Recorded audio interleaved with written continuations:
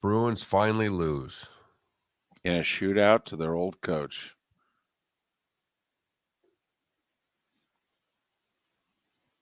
Hockey gods just messing with you.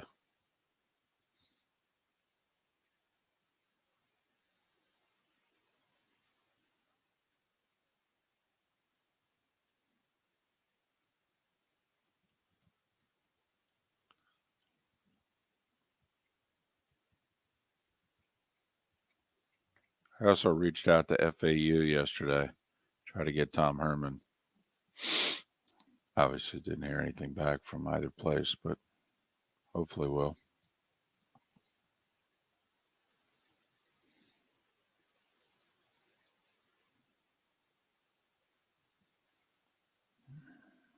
Who carries USF's games in Tampa? I don't know. It might be DAE. But then again, they may also carry the Gators.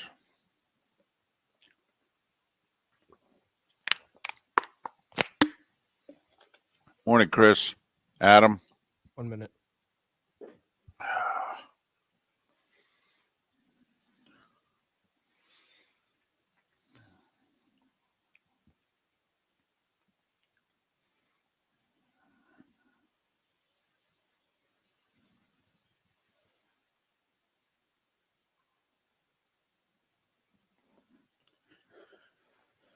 Whew.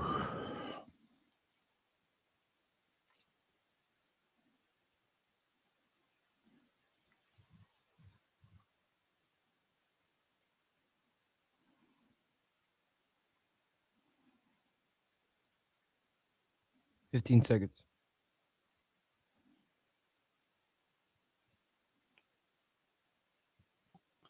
Morning, Johnny Mac. Here we go.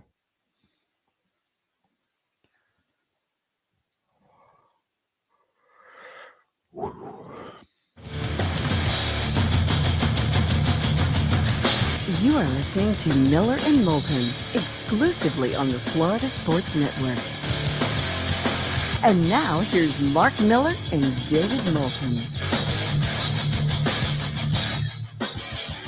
Top of the morning to you on this first Tuesday of December. And if you stayed up late, how the heck are you? Miller and Moulton here on the Florida Sports Network, floridasportsnetwork.com. Top of the morning to you, Mark. Did you make it? I made it. It was tough. They tried to put me to sleep in the third quarter, David. I mean, they really did. If you were able to make it for the whole game, congratulations to you, because the Saints and Bucks tried to put you to bed in the second and third quarter. They really did. So the Bucks score on their first drive of the game, and basically for the next 2.5 hours, you could have done anything, even taken a nap if you were a Tampa Bay Bucks fan. It's oof. I had a suit over my shoulder in the booth for the most of the second half. All right. The only reason that the Bucks won, I believe, Mark, was midway through the fourth quarter. He got tired of the game and he left the spot right behind me. And it was then that Brady got the ball back, and then, they put about 150 yards offense and 2 touchdowns on the board. So, I blamed him for holding the Bucks down for most of the night. It was probably the Saints defense, but I blamed the ESPN executive over my right shoulder. I would go with the Saints defense as well, as their plan was fantastic for 3 quarters and, about 9 minutes. So Johnny in our Twitch chat room said, yeah, they put me to sleep. Adam in our Twitch chat room said, yep, they won. They put me to sleep. I'm wondering how many people, do you remember Friday night, which seems forever ago, but how many people were invested in the Pac-12 championship game between USC and Utah? And, the game started late and the first half took a long time, and it's like 10:30 and the second half hasn't even started yet. And, a few people I noticed on social media went to bed. And they woke up the next morning and went, what in the world happened? Mark, there were a decent number of people when Tampa Bay punted mid-fourth quarter, down 16-3, who left. And they were leaving the parking lot as Brady was scoring the first touchdown drive. And I just saw a lot of red lights stop, and people were like, I'm going to listen to Deckerhoff from the parking lot. Some people decided to keep going. Nah, I'm driving home. I can listen to Gene. But there were a decent number of people who left that joint down 16-3 mid-fourth quarter. You know, I took my son to an NCAA tournament game. It was UCLA and Michigan State, and UCLA pounded Sparty, or was pounding Sparty. And it was at Amalie Arena in Tampa. And from where I live, it's a 2-hour drive. It was the late game. We weren't going to get home till well after midnight. And Sparty's down a lot. And me and a buddy of mine and my kid all leave. Michigan State ended up losing, but they lost by 1. I swore at that moment I will never, ever leave a game early again. Because I would have been crushed had they come back and won that game. Right. And having missed this monumental comeback because I wanted to beat traffic by 20 minutes. You know, it's so when I'm there, it's one thing if you're on your couch. Correct. But it's a whole nother thing when you're at the venue that you have to be absolutely sure. You have to be 44-10 sure mid-fourth quarter before you start leaving games anymore, particularly a 2-score game in the National Football League. So, by chance, if someone is just waking up and joining us, the Tampa Bay Bucks won. That's right. You turned them off when they were down 16-3 or fell asleep at 16-3. And we don't blame you for falling asleep at 16-3 because No. the game was not much to keep you awake. It wasn't. Listen, we get a lot wrong. We got that one right. We were both all over the under. We said, man, our points going to be hard to come by. Both teams average less than 20 points a game. Both teams' defenses are better than the offenses that they're trying to stop. Scoring is going to be hard-pressed. And it was.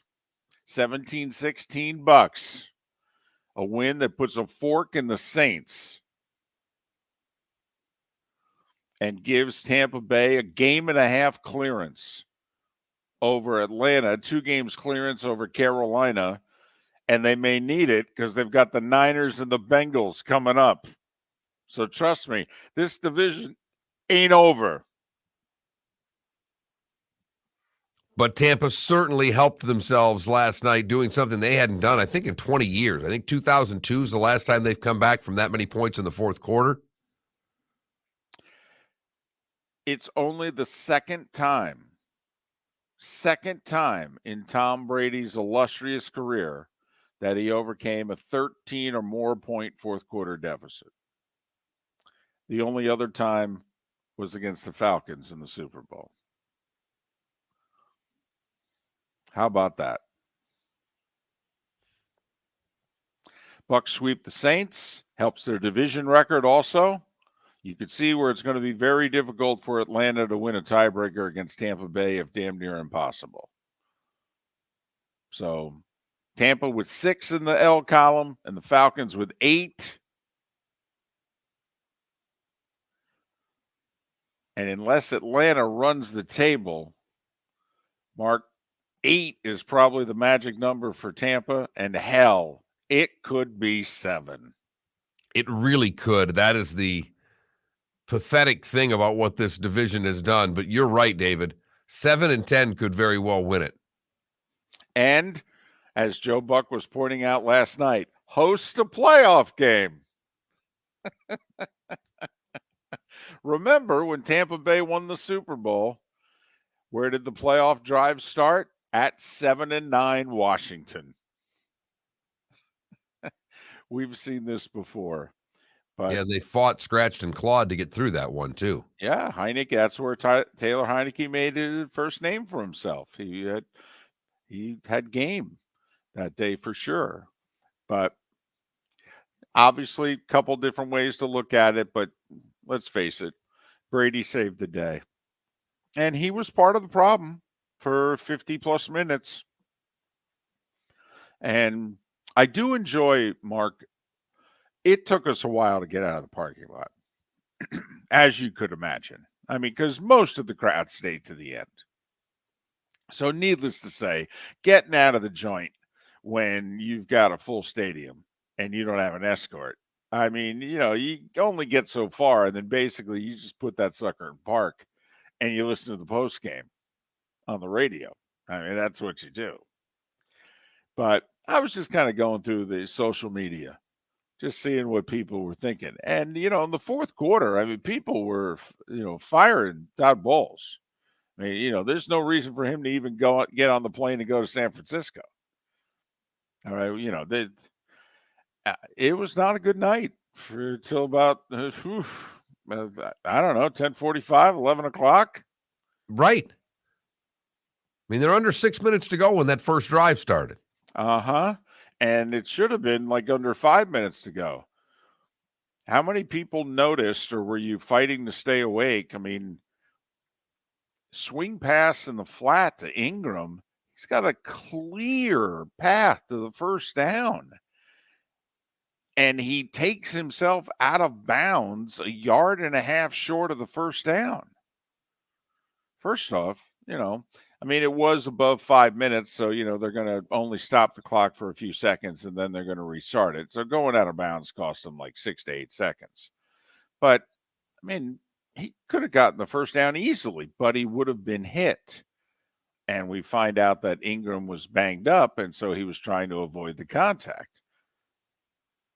Yeah, but he went out of bounds before getting the first down. So then it's 3rd and short, and you figure, well, they'll pound it in the line, and worst case scenario, they'll take 40, 45 seconds off the clock. No, they try to quick screen, and it's incomplete.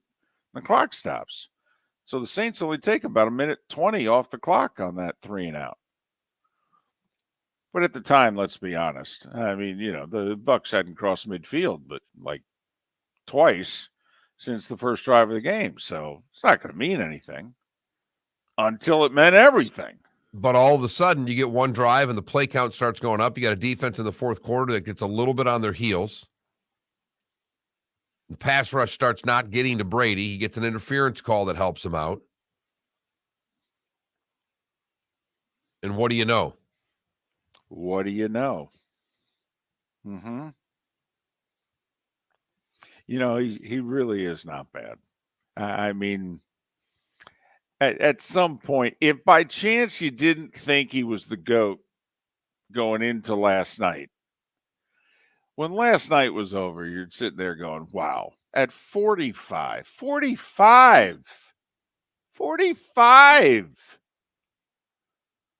man.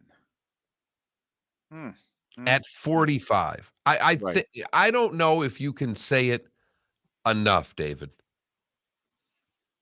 Most 45-year-olds hurt themselves getting out of bed in the morning. Right. And this guy is playing against NFL pass rushes and getting hit. Yes, no question. Mm-hmm. Trying not to, getting rid of the ball very quickly. He's really trying not to get hit. And, well, who could blame him after all? He's 45. Whew. And, yeah, it was a snooze fest for a long time. I mean, in our Twitch chat room, Rye said, yeah, I fell asleep at halftime of the Pac-12 championship game too. So I'm 2 for 2 in the last 4 days with these dramatic second half comebacks. But it may have been a snooze fest, but Tampa gets the win and very well may have won the division last night.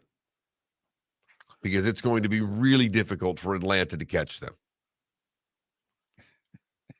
We don't think they have to win many more games. In fact, they've got a home game against Carolina coming up in about 3 weeks. That might be all they need, to be honest.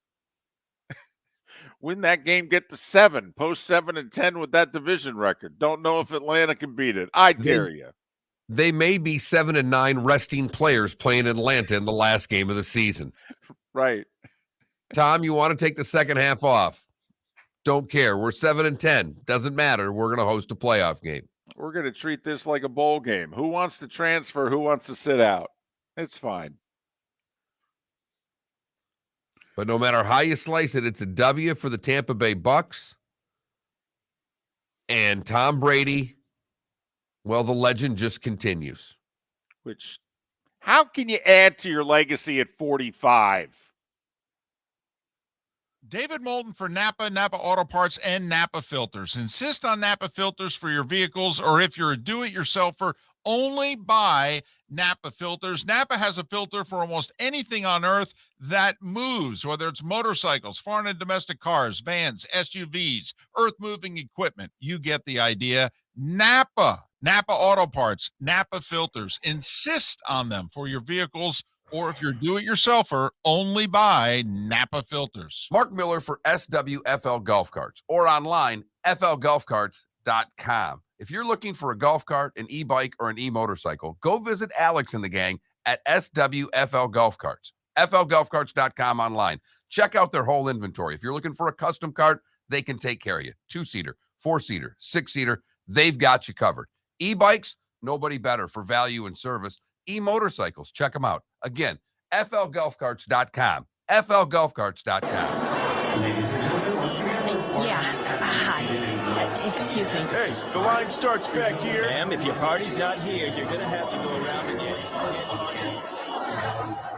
If you had the opportunity to avoid all this, wouldn't you?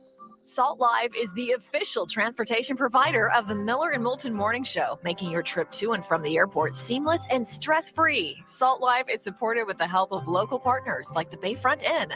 Gather your family and friends and enjoy a leisurely day on the water with a pontoon or deck boat. If you prefer to explore the waterways without a motor, the Bayfront has canoes, standboards, and kayaks. At the end of your journey, enjoy lunch or dinner at the Bamboo Tropical Bar and Grill.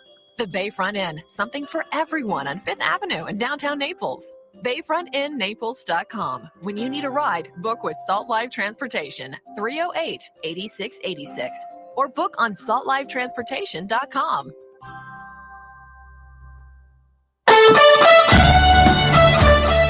You are listening to Miller and Moulton on the Florida Sports Network.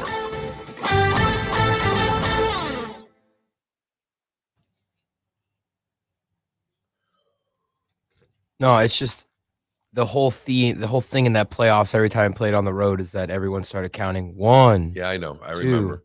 The Heat started it.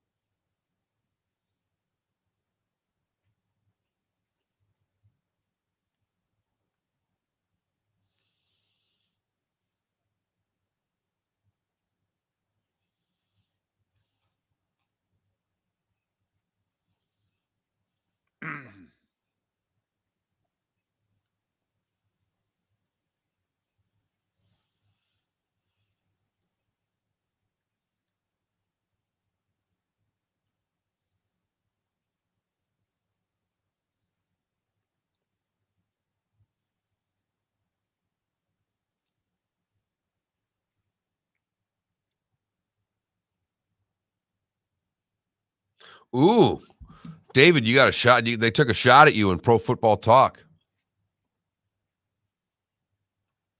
What? On a holding call, let's see here. With 5 minutes left and the Buck facing 1st and 10 from their own 22, Smith performed a full-blown bear hug from behind on Saints defensive lineman Carl Grandison. It was so blatant it was comical, and it wasn't called. It wasn't even mentioned during the broadcast. We know the guys in the booth can only see so much, but they have other eyes watching the action, and it didn't take more than one marginally functioning eye to see that hold. Florio coming after you.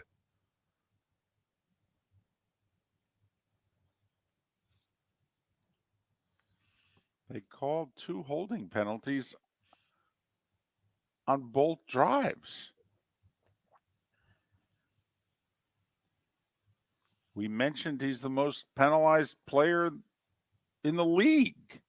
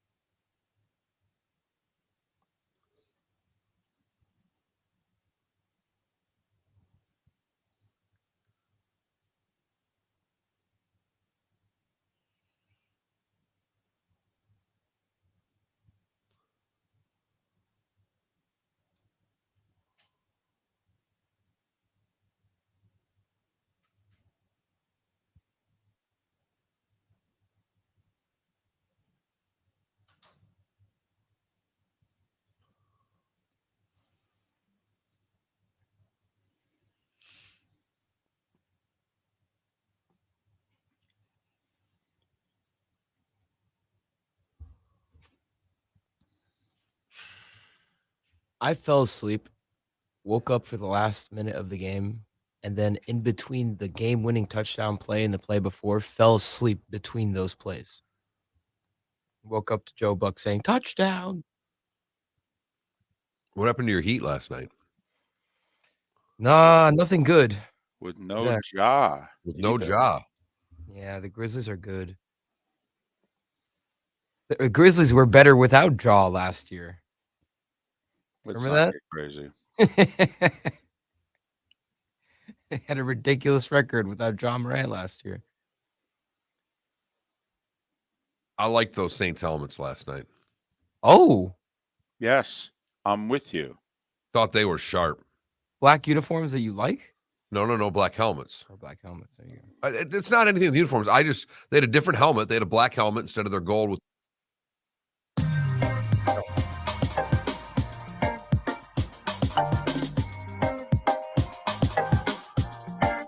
Welcome back to Miller and Moulton, only on the Florida Sports Network.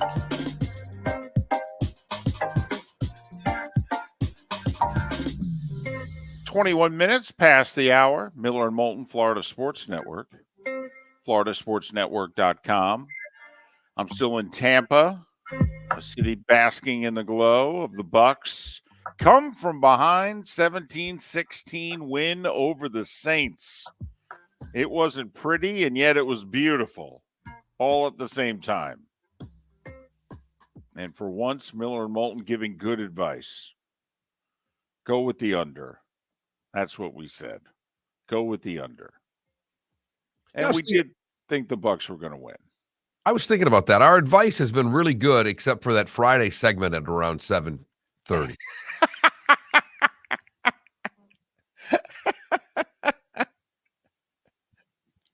I am desperately fighting, clawing, scratching.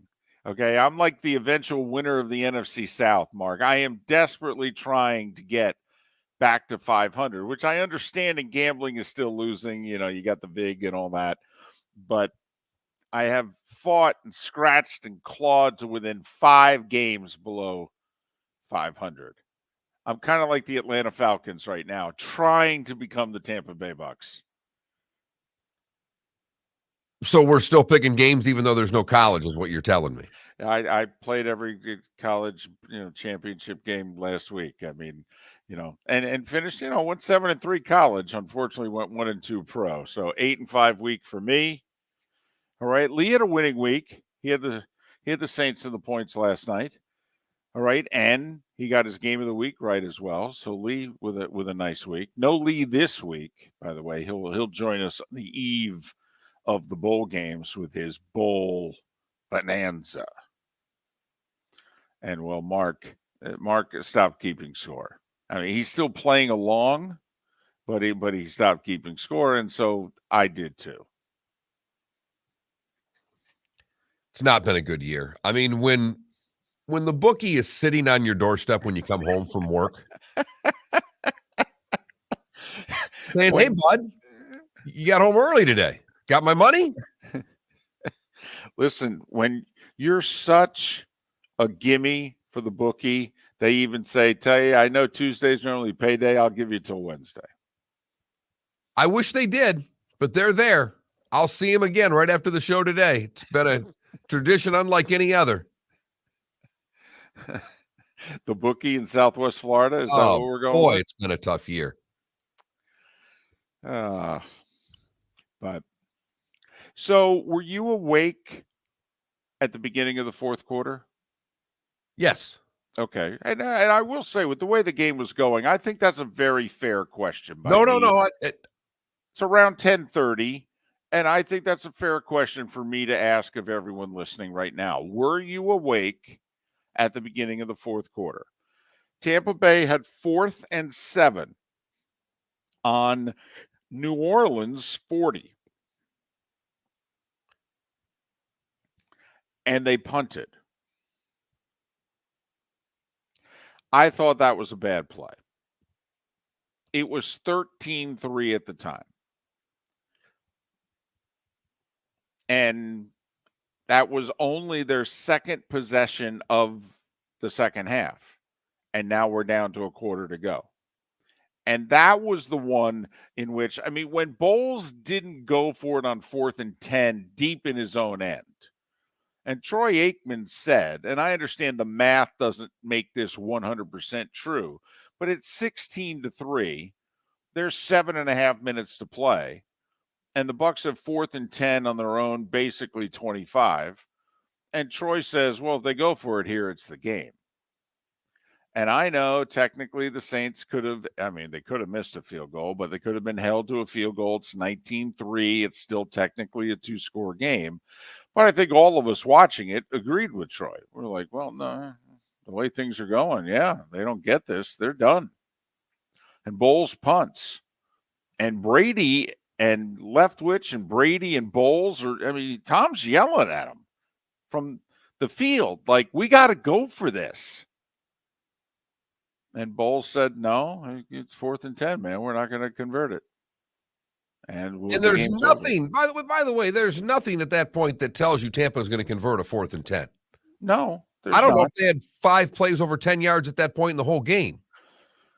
Well, it was very telling until the 4th quarter. I believe Tampa's longest play of the night was 14 yards. I know it was at halftime.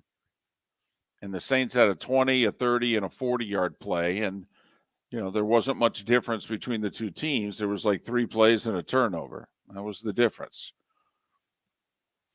But I thought he should have gone for it on the first 4th down. And because he didn't, and now half the quarter had gone away, I'm thinking, well, they're probably not going to convert it. But at some point, you need to take a risk here. You're losing. And Bowles, you know, defensive coach, as we've seen, he's a little more conservative than the modern coach. Although, I mean, needless to say, analytics did say punt. And by the way, 4th and 7, when he punted to begin the 4th quarter, it was a toss-up analytically. 4th and 6 or less was a go. 4th and 7 to 4th and 12 was your call. And then they proceed to kick it right into the end zone. Right. To get On a the net fly. 20-yard punt. Exactly. And then the Saints take 7 minutes off the clock and kick a field goal. And it was at that moment during that drive that, I mean, I'm watching thousands of people leave. And then a few more thousand leave when they punt. It's like, well, this game's over.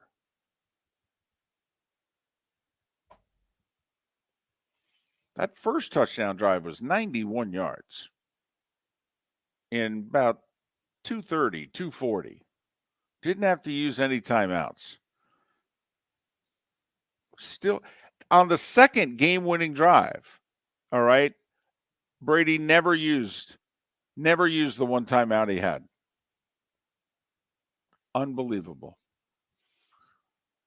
And by keeping that timeout all the way to the end, he could throw that pass in the middle of the field to Rachaad White. Because even if White gets tackled at around the 2 or 3 yard line, they call timeout and they've got to play with 2-3 seconds left to try and win the game.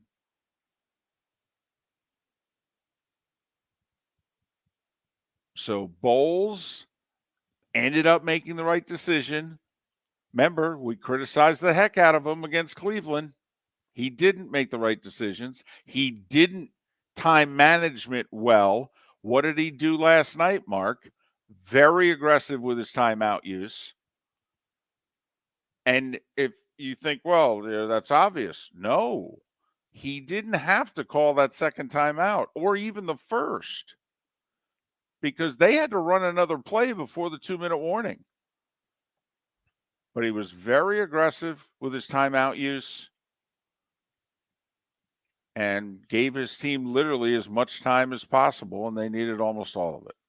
Every single second by the end to get that done. And Brady with the pass to White, they get the touchdown and a 1-point victory that seemed, quite frankly, seemed unlikely the whole entire night. Even going into that drive seemed unlikely. the way they were moving the ball. But as you've talked about for the longest time, David, as games wear on and you go into the fourth quarter, and what was it? 2 long drives in a row that defense was on the field for, and that pass rush all of a sudden became a little more non-existent. A little more time for Brady. A little more time to get to the second and third choices. And they even overcome a good holding call, by the way, by the officials, taking the first game-winning touchdown off the board. But Donovan Smith mugged Cam Jordan, and they overcame it to win again. David Moulton for Napa Auto Parts, and Napa Filters. Insist on Napa filters for your vehicles, or if you're a do-it-yourselfer, only buy Napa filters. Napa has a filter for almost anything on earth that moves, whether it's motorcycles, foreign and domestic cars, vans, SUVs, earth-moving equipment. You get the idea. Napa Auto Parts, Napa filters. Insist on them for your vehicles, or if you're do-it-yourselfer, only buy Napa filters. Mark Miller for SWFL Golf Carts, or online, flgolfcarts.com. If you're looking for a golf cart, an e-bike, or an e-motorcycle, go visit Alex and the gang at SWFL Golf Carts. flgolfcarts.com online. Check out their whole inventory. If you're looking for a custom cart, they can take care of you. 2-seater, 4-seater, 6-seater, they've got you covered. E-bikes, nobody better for value and service. E-motorcycles, check them out. Again, flgolfcarts.com. flgolfcarts.com. Yeah. Hi. Excuse me. Hey, the line starts back here. Ma'am, if your party's not here, you're going to have to go around again. If you had the opportunity to avoid all this, wouldn't you? Salt Live is the official transportation provider of the Miller and Moulton Morning Show, making your trip to and from the airport seamless and stress-free. Salt Live is supported with the help of local partners like the Bayfront Inn.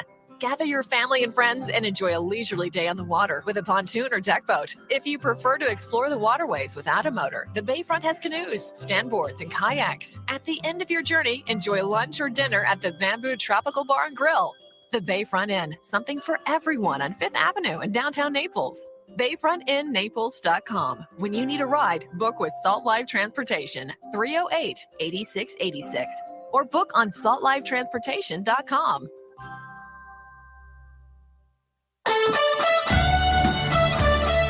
You were listening to Miller and Moulton on the Florida Sports Network.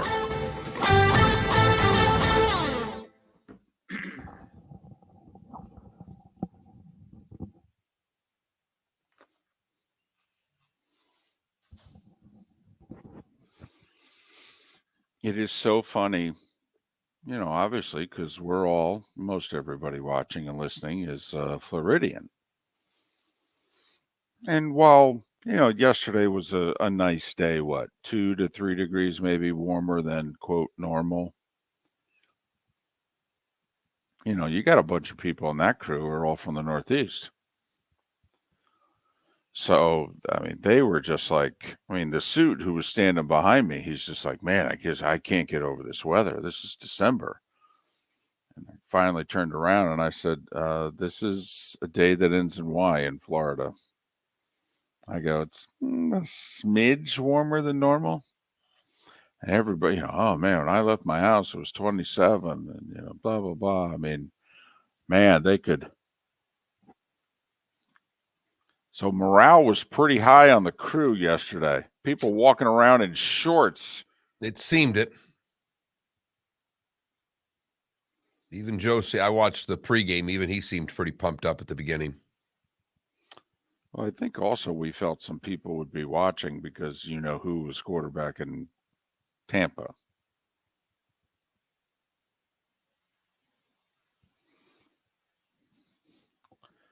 But we called the game. We knew it'd be close. It'd be intense. It'd be low scoring.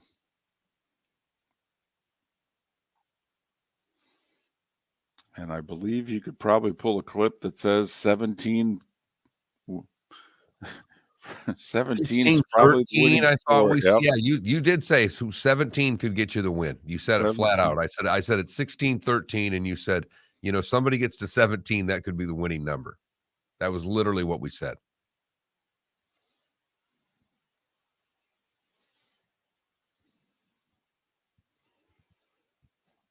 And as Bucks fans know, I mean, it literally was following the script of the previous 4 regular season beatdowns that the Saints had handed Brady.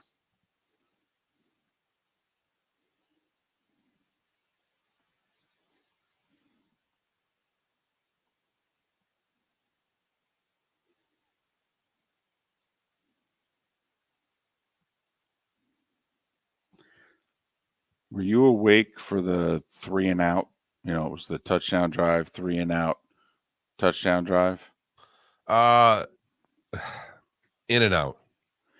Because the 3rd down play, they line Taysom Hill up in the short slot, and he runs right down the seam against the zone. And Andy Dalton makes one of the 10 best passes of his life.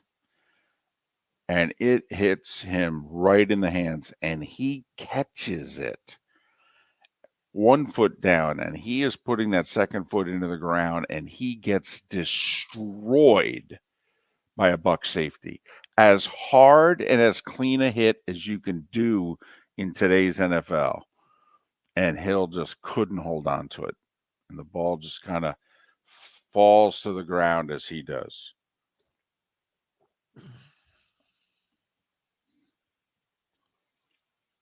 Wow. UCLA wins in double overtime in women's soccer, coming from behind against North Carolina. Scoring a somewhat controversial tying goal because a UCLA player made contact with the North Carolina goalie as she was going to make the save. Looked like a pretty good header. Not a corner kick. Just saw it during the commercial.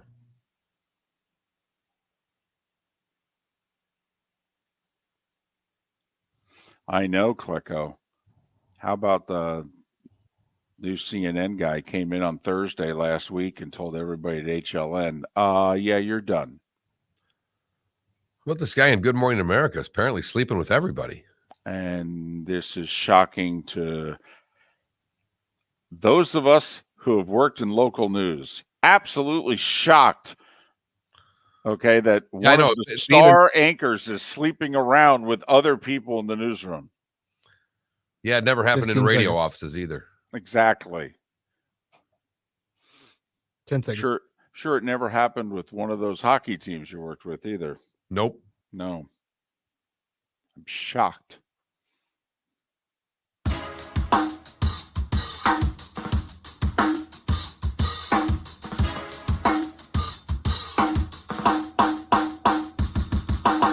Welcome back to Miller and Moulton, only on the Florida Sports Network.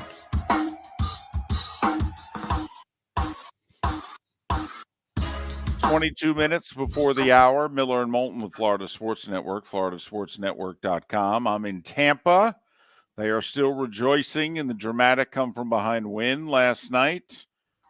Brady with the game-winning touchdown with 3 seconds to play. Second time he had to throw that game-winning touchdown.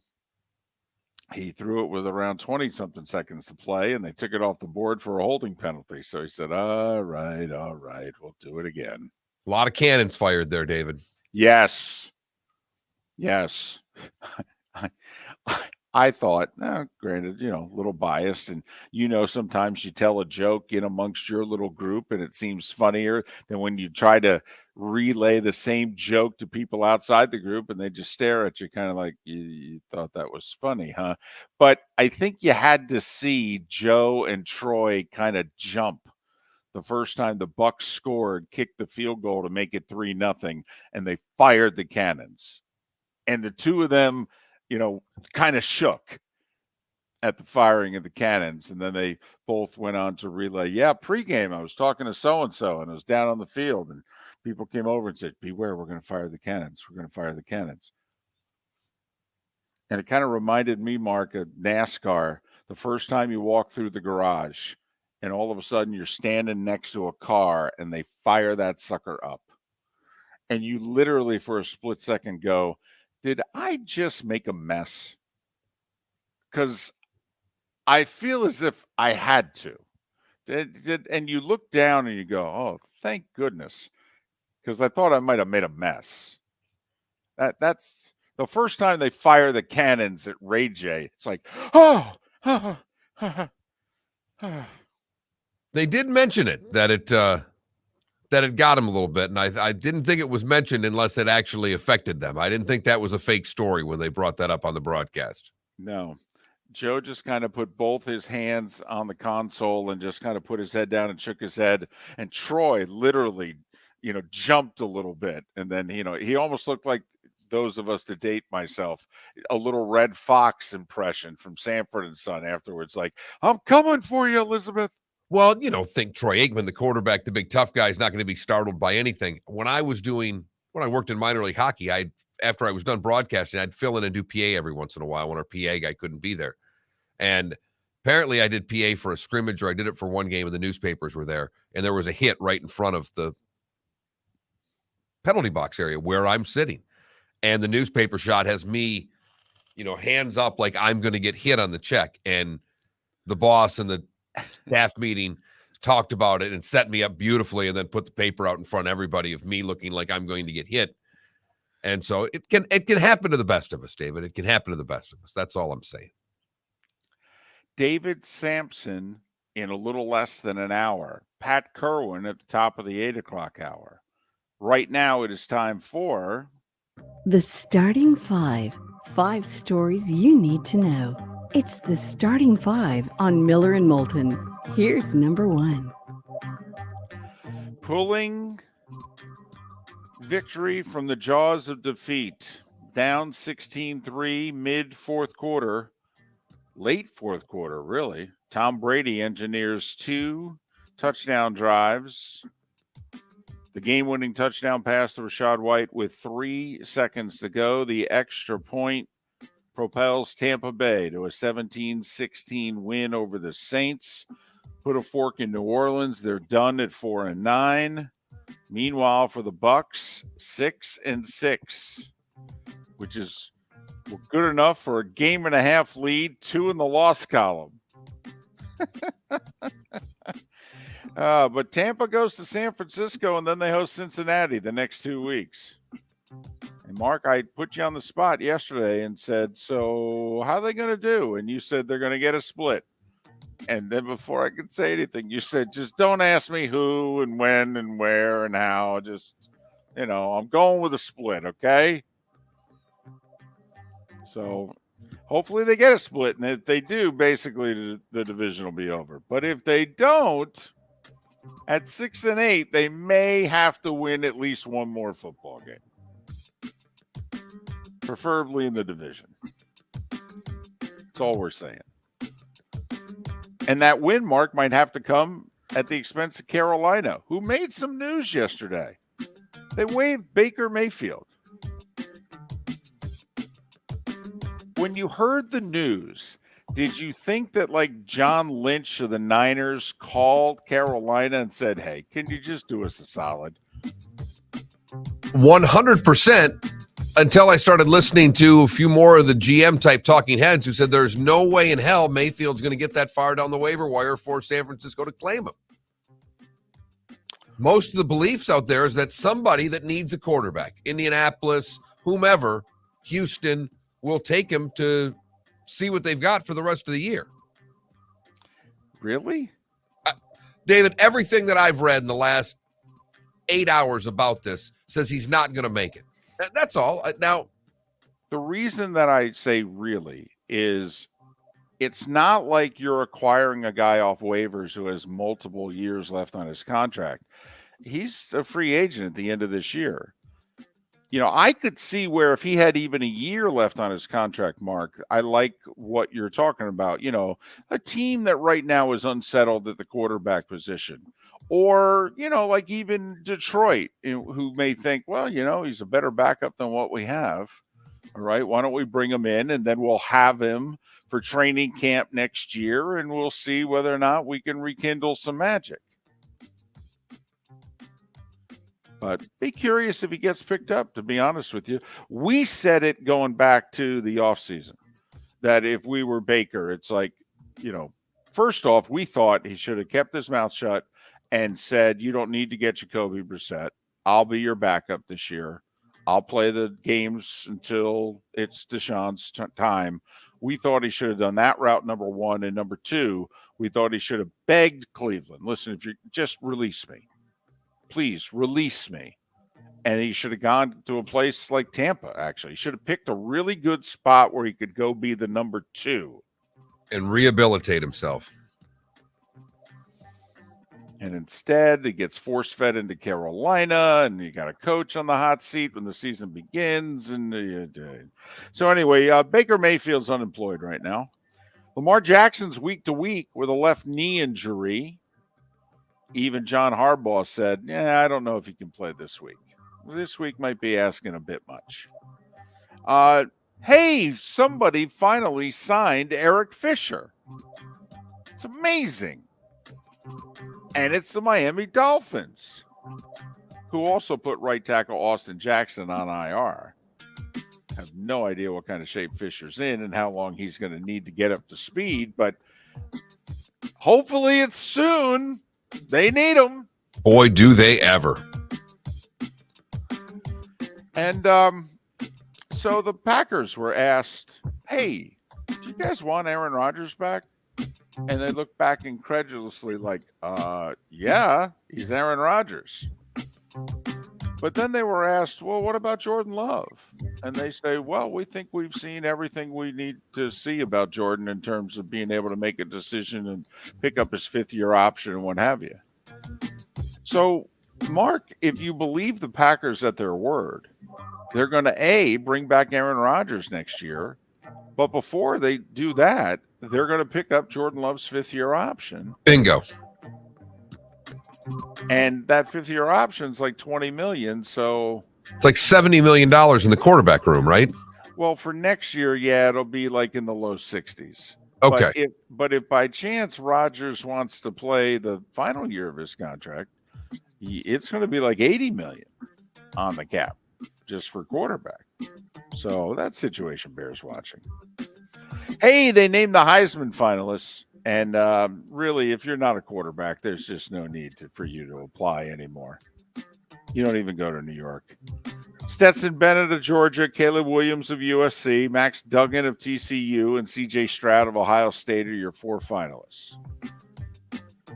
Some people wondering how in the world they could not, Corum, the running back from Michigan. How about Hendon Hooker? Hello?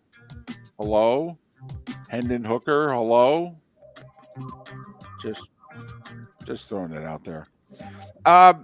This happened during the show yesterday. Louisville's Scott Satterfield said, listen, you guys hate me. And I mean hate me. So I'll tell you what. I'm out of here. I'm going to Cincinnati, where I don't think they'll love me, but I don't think they'll hate me. But I'll prove to you I can coach there because their resources might be better than yours right now. Right. Tulsa hired, remember Kevin Wilson when he was at Indiana and then he went back to Ohio State and he helped their offense the last few years? Tulsa hired Kevin Wilson to be their head coach. And listen, if you're looking for daily transfer portal updates, we only have a 4-hour show. Okay? We cannot give you the transfer. We can give you some highlights. 5 Alabama offensive linemen entered the portal, including a starter. All right. That's an interesting footnote. And Clemson's quarterback, Oklahoma State's quarterback, Pitt's quarterback, they're all doing it too. So, I'm just curious, when are we going to find out how many of the Colorado players are taking Dion up on his offer? That, and I want to keep track of the Canes. Yeah. That's the one probably yours is fun with Colorado. I'm probably most interested from a football standpoint of how many Miami Hurricanes jump into the portal. I'm also interested in Gators as to how many bodies they're going to be able to take with them to Vegas for the Vegas Bowl. There's some money thrown around at the winter meetings yesterday, Mark. Justin Verlander signed basically the Max Scherzer deal, $43.3 million a year. He only signed it for 2 years. There is, however, an option for a third. Scherzer and Verlander tight. Verlander, I think, they're going to offer me the most money, and one of my best friends is, co-ace. Okay. The Phillies Bryce Harper, they're trying to make him as happy as they can, Mark. And one of his very good friends is Trey Turner. And Turner said, this LA thing was nice, but I'd really like to go back east and play. So the Phillies said, well, if we give you $300 million over 11 years, will you play for us? And he said, yeah, okay. So the 29-year-old signed that deal. And so they got him locked up till he's 40. Should be really good between 36 and 42. Well, he may What not in be a the shortstop. hell? What in the absolute hell was that contract? Man, are you kidding me? I'm sorry. 11-year contract for a 29-year-old ball player? Well, Aaron Judge is 31.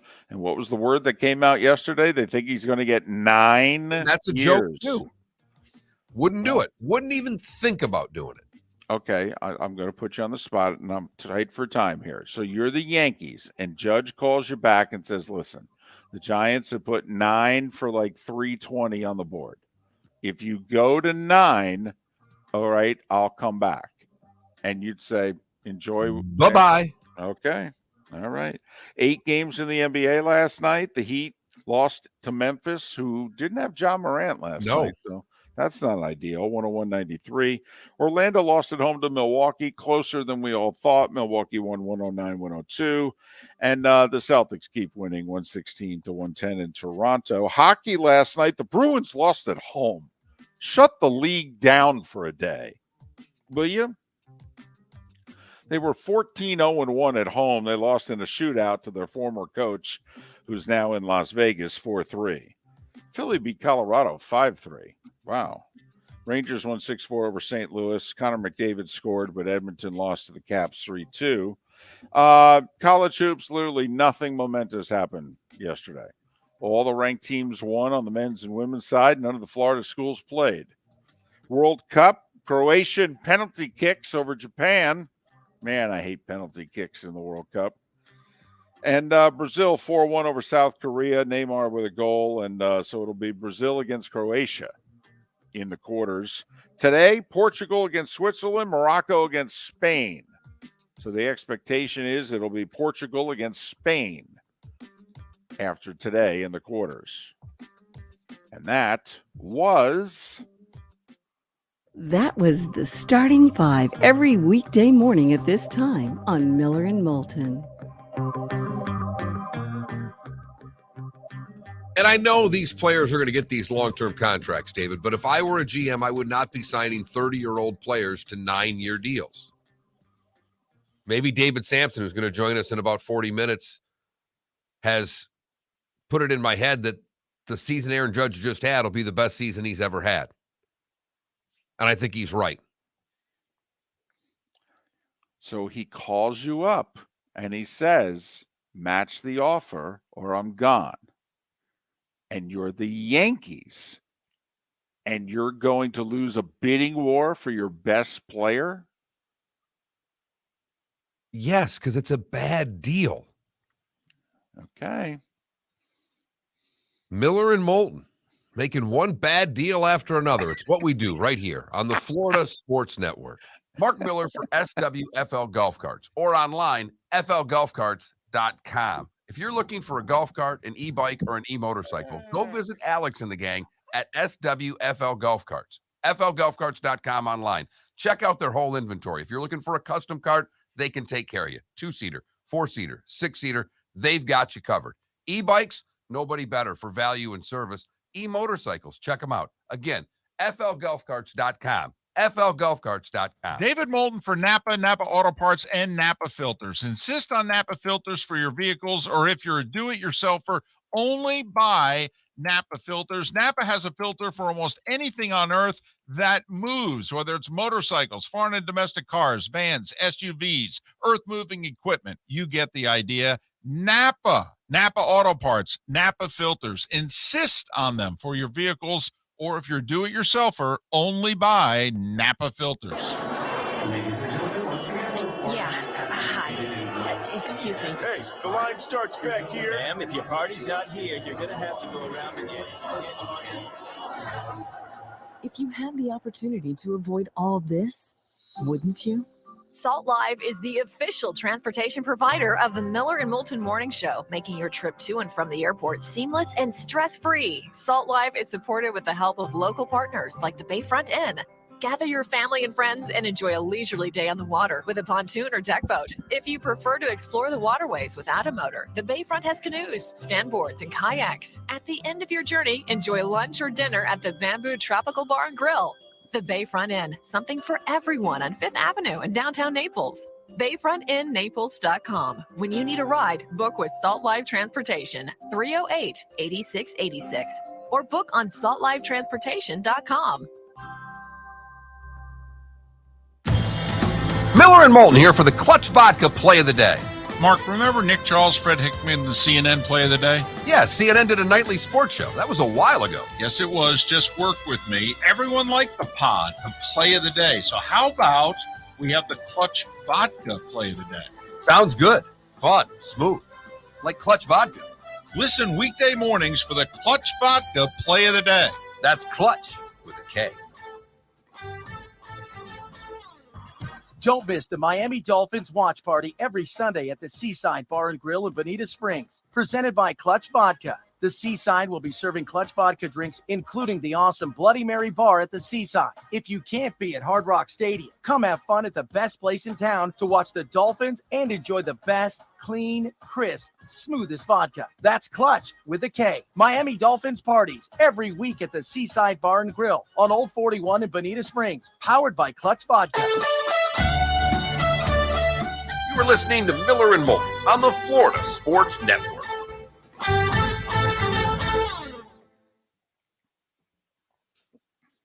No, Johnny Fingerlegs, I do not think Mario is the issue. I just think a lot of players are leaving. He'll bring in a bunch more transfers, and he's got his recruiting class coming in. This is just a matter of it's going to take this year, next year, and maybe into the third before he's got it right.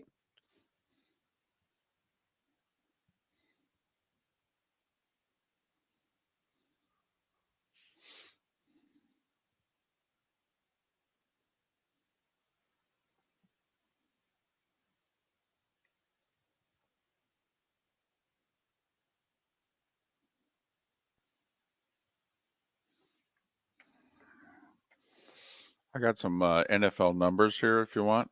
Perfect.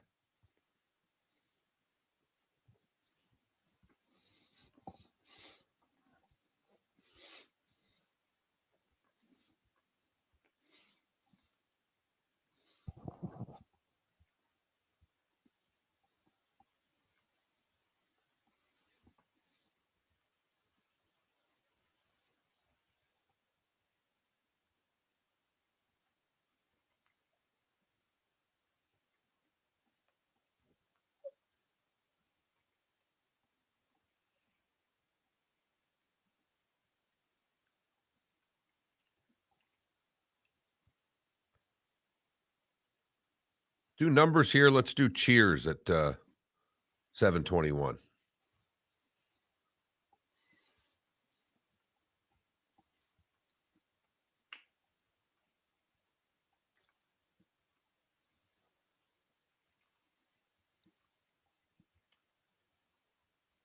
Had that all. Just had to wait for a commercial. You know, I don't text you during the show. It was about 6 minutes. They're going, anybody going to score? We going to get a punt here? I got some breaking news for David. I've got to get to him right now. Oh, you don't ever hesitate with breaking news. I don't. It's my rule. I do not text you until it's a commercial. My phone's right there. Okay, I've got it propped. I can see it. Okay, there's 30 seconds in between plays. You know, I don't have to talk to Troy in between every play. So, oh no, don't ever hesitate with a text. Sounds down on the phone. Who's going to be the third woman? Is it going to be a third woman? The Christine McVie, No, Christy Alley.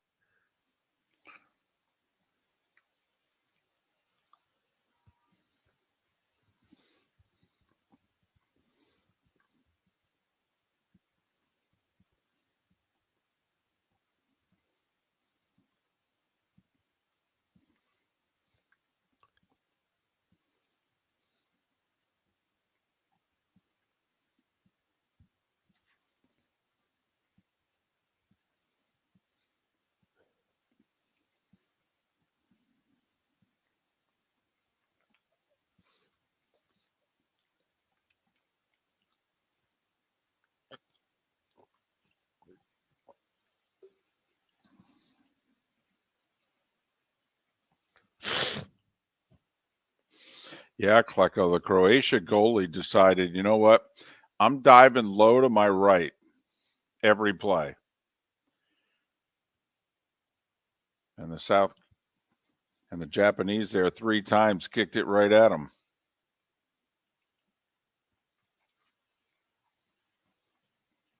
Here we go.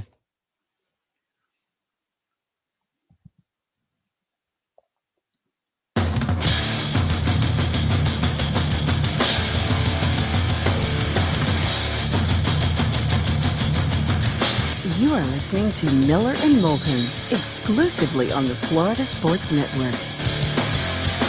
And now here's Mark Miller and David Moulton. Hour number 2 of Miller and Moulton on this first Tuesday of December. The day after Tom Brady did it again. Miller and Moulton, the Florida Sports Network, floridasportsnetwork.com. I'm in Tampa, where they're basking in the glow of the Bucs' dramatic 2 touchdowns in the final 3 minutes of the game. Beat New Orleans 17-16, put a fork in the Saints. They're done. And Tampa probably doesn't need to do much more to win the lousy NFC South. We'll just see if between now and the playoffs they actually become a decent team. Are they just the best of the worst? What's your gut tell you? Mine says they're the best or the worst. Yeah, unfortunately, the offensive line's not good enough to run last year's offense. Never mind the fact that last year's offense also had Gronk. So, and I don't think you can beat the elite teams in a conference without being able to score in the mid to upper 20s. And right now it is very difficult to imagine Tampa Bay in the playoffs against good defenses like Philly, Dallas, San Francisco, being able to score between 24 and 28 points, which is likely what they will need to do to win those games. I agree. That offensive line does not give them enough time to run through the proper reads. I mean, it's basically 1-2, throw it. And you can see Brady's frustration. Obviously, he's yelling and screaming between every set of plays. Some of it's on him. It is. I mean, he didn't take a lot of deep shots last night, but when he had 2 of them, one was underthrown, one was overthrown. And the one that was overthrown, he probably threw to the wrong guy because he had Evans far more wide open on that play. I mean, Evans had 3.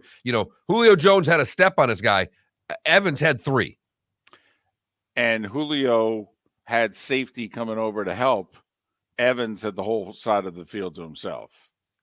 Listen, for a half last night, Mark, it was so blatantly obvious that Brady was not looking at Mike Evans. There were times that Evans was kind of looking over at the sideline like, oh, why am I even on the field? All right. I mean, and the Saints, I thought, Mark, started the game because, their top corner was out. And normally they just go man-to-man with them with their top corner and, they don't need to give safety help. But without their top corner early in the game, they're beginning to, slide a safety towards Mike Evans. I thought by the second quarter, the Saints realized, well, hell, Brady's not even looking at Evans. There's no need for us to give safety help. He's basically not on the field. And finally, they got backed up deep enough where Brady's like, yeah, maybe I need to look at Mike Evans here. But heading into the fourth quarter, Brady had targeted him 4 times, and he had 4 catches. But remember, what was the stat in the Cleveland game where they targeted him 9 times and he had 2 catches? And it just seemed as if Brady went into the game and he's like, yeah, I'm just going to use him as a decoy. Well, Godwin is his number 1 choice. There's no doubt there. That's his first look. And then it seems to be to a back next and then to Evans. And the problem is you can't get to a third read with that offensive line right now. And Brady obviously not wanting to get hit. Some quarterbacks will hold on to it just a little longer. Joe Burrow is one. Dak is another one. They'll hold it onto it just a little longer. They'll take a hit. Tom doesn't want to. And at 45, can you blame him? Never mind the fact that, come on now, Tom Brady gets hurt. They ain't winning any more games. Can I throw some numbers out at you? Bring them. We're 13 weeks into the season. We got like 6 teams, by the way, that are having a bye this coming week. Unbelievable. Yeah, Right. like two last week, but 6 this week. Saints are one of them. Boy, that's going to seem like a long week. Anyway, 86 games now. When you include last night, 86 games, 13 weeks. So we're talking 6.5 games a week decided by 6 points or less. Most all time through 13 weeks. 86 games decided by 6 points or less. 40 games now. 40 games in which a team has been behind by 10 or more points and they've come back to win or tie. 4 such teams did it this week. Packers, Raiders, Giants came from 10 down to get a tie, and of course the Bucs 13 down in the fourth to get a win.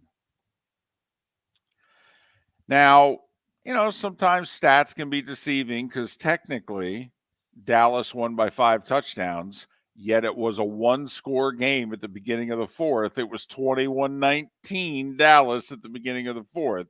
Well, it's why I like that you did the 6-point games instead of the 8, because I think the 6 is a lot more relative of what a close game is. That 8-point thing, there's been ways of sneaking that in with the whole 2-point conversion fad of trying to make that the close game number. But remarkably, this week we had 15 games, and 11 of them were 1-score games at the beginning of the fourth quarter. 11 of the 15. And technically, last night's game doesn't count because the Saints were up 2 scores. 11 of the 15 games this week were 1-score games at the beginning of the fourth quarter. And Mark, I've said it. You've told a lot of people, the folks out there who think that the announcers have a rooting interest in the game. And what is it that we say every time? Just want a game when the fourth quarter starts. Bingo. That's it. All we're looking for. Everything after that's gravy. Whether it goes to Bupkis like Sunday Night Football with Dallas scoring 33 points. By the way, tied for most all time in the fourth quarter of a game. 33 points. And that's more than Denver scores in a month. It's sad but true. And now, thanks to last night, 47 games.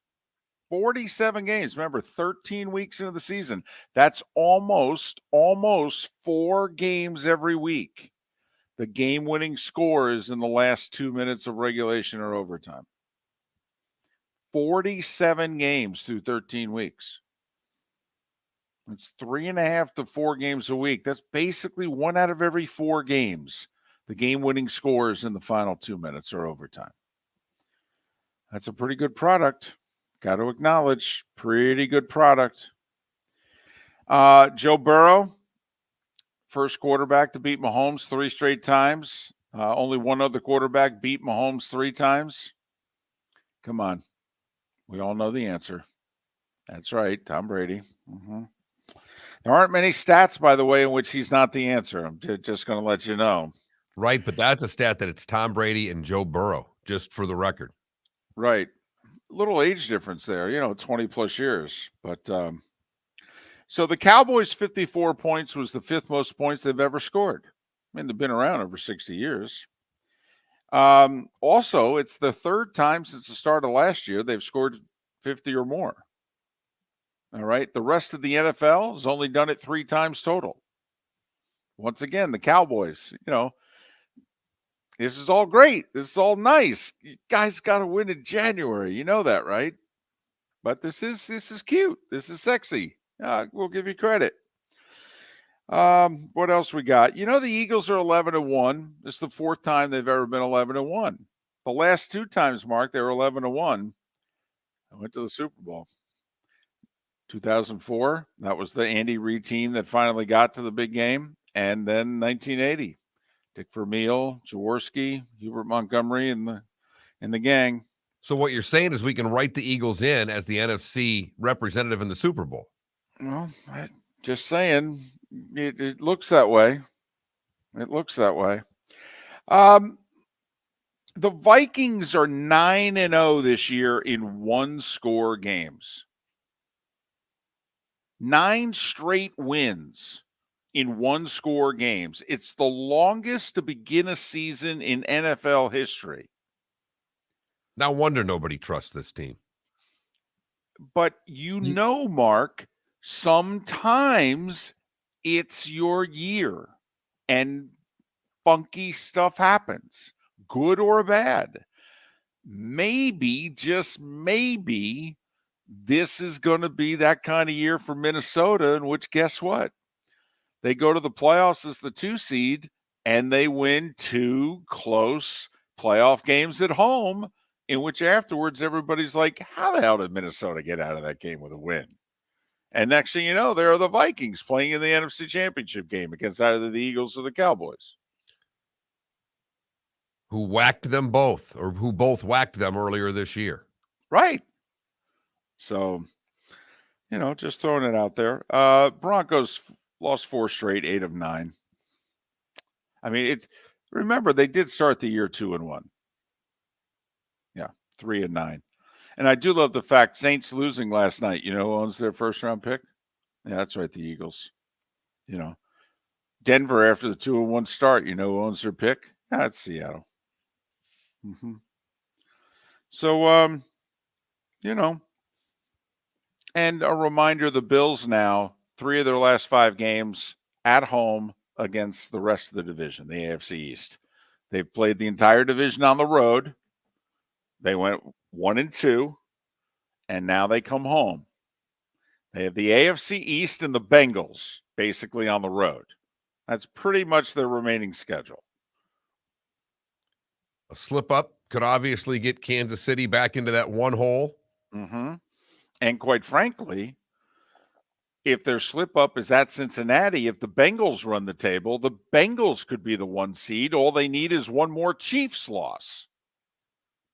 Chiefs will be heavily favored in every game they play the rest of the way. The game I think you should circle, at Vegas. They got a little something going on right now. And remember, they played a 1-point game at Arrowhead. And we talked about it yesterday. Vegas and the Chiefs, one of the understated rivalries in the National Football League. And nothing would make the Raiders happier than taking the 1 seed away from the Chiefs on that final game. Nothing. So there's some numbers, 13 weeks in. Do with them what you will. Remarkable, the number of one-score games and the comebacks. It has just been an incredible NFL season, and yet there are questions for seeding, but there aren't a lot of questions as far as the playoffs go. We have so few teams fighting for these remaining spots with just 5 weeks left. Golfers, are you bored of the same old driving range warm-up routine that's not getting you the results that you want on the course? Power up your golf swing by adding resistance bands to your range sessions with the Orange Whip Golf's Power Strap Kit. Featuring band attachments to your feet and hips, Power Strap resistance training will boost clubhead speed, increase power, improve flexibility, all with just a few swings. Buy a Power Strap Kit today. Go to orangewhipgolf.com and use code Miller10 to receive an additional 10% off the already great price of $119. Ladies and gentlemen, Excuse me. Hey, the line starts back here. ma'am, if your party's not here, you're going to have to go around again. If you had the opportunity to avoid all this, wouldn't you? Salt Live is the official transportation provider of the Miller and Moulton Morning Show, making your trip to and from the airport seamless and stress-free. Salt Live is supported with the help of local partners like the Bayfront Inn. Gather your family and friends and enjoy a leisurely day on the water with a pontoon or deck boat. If you prefer to explore the waterways without a motor, the Bayfront has canoes, standboards, and kayaks. At the end of your journey, enjoy lunch or dinner at the Bamboo Tropical Bar and Grill. The Bayfront Inn, something for everyone on 5th Avenue in downtown Naples. BayfrontInNaples.com. When you need a ride, book with Salt Life Transportation, 308-8686, or book on saltlifetransportation.com. Mark Miller for SWFL Golf Carts, or online, flgolfcarts.com. If you're looking for a golf cart, an e-bike, or an e-motorcycle, go visit Alex and the gang at SWFL Golf Carts. flgolfcarts.com online. Check out their whole inventory. If you're looking for a custom cart, they can take care of you. 2-seater, 4-seater, 6-seater, they've got you covered. E-bikes, nobody better for value and service. E-motorcycles, check them out. Again, flgolfcarts.com. flgolfcarts.com. You were listening to Miller and Moulton on the Florida Sports Network.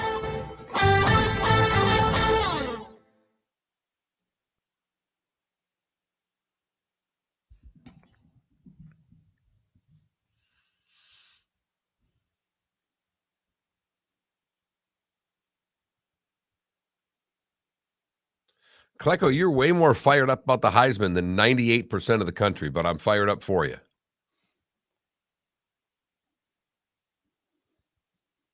It's been a quarterback award now for 15 years, minimum. I'm actually happy that Stetson gets to go to New York. Good for him.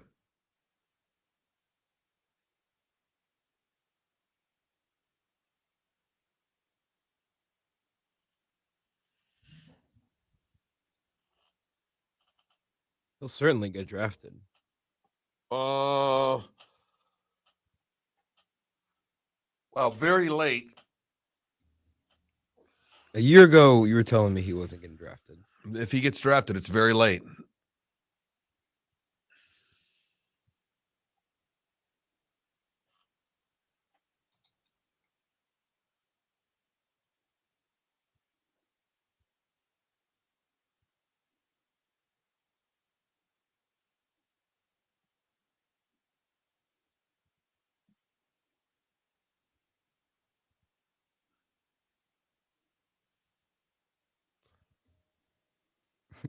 I saw a tweet that made me laugh about Stetson Bennett talking about how this kid's 25 years old, just dialing up 19-year-old DBs, thinking that he's up Jesus Christ. All right. I'm telling you right now, I've got a list out of quarterbacks in front of me. He's not ranked in the top 12.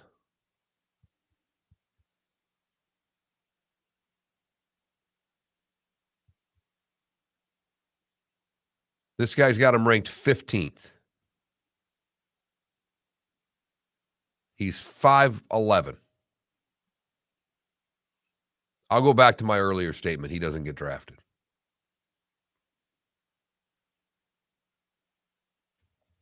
He's older than 2 of the top 3 MVP candidates right now in the NFL. Another reason that you're not going to draft him. I saw a great tweet from someone I followed yesterday. I wanted to almost send it to you, David. Stetson Bennett. Hi, I'm Stetson Bennett, blah, blah, blah. And come get your Kia, your new Kia. It's Stetson Bennett Kia of whatever. That's State Farm, car dealership. He can own any car dealership he wants to in Athens.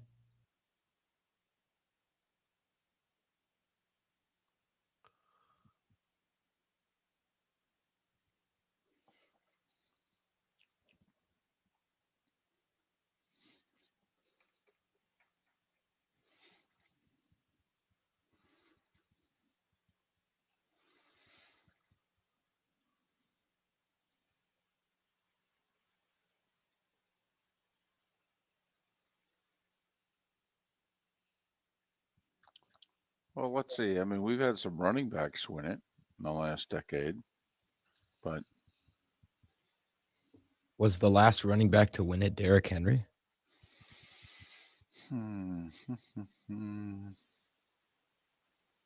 think it was. I think it was.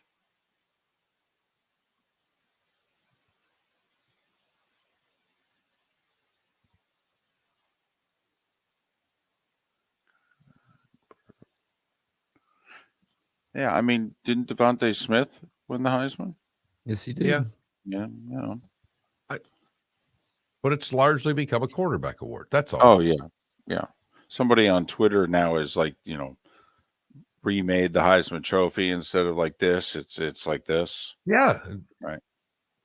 That the Davey O'Brien Award is essentially the Heisman Trophy. 30 seconds. Would you draft AR? No. 'Cause I would. I wouldn't touch him. You think Stetson gets drafted? No. Thank you. Probably not. No. Maybe a 7th round, but Here we go. probably not.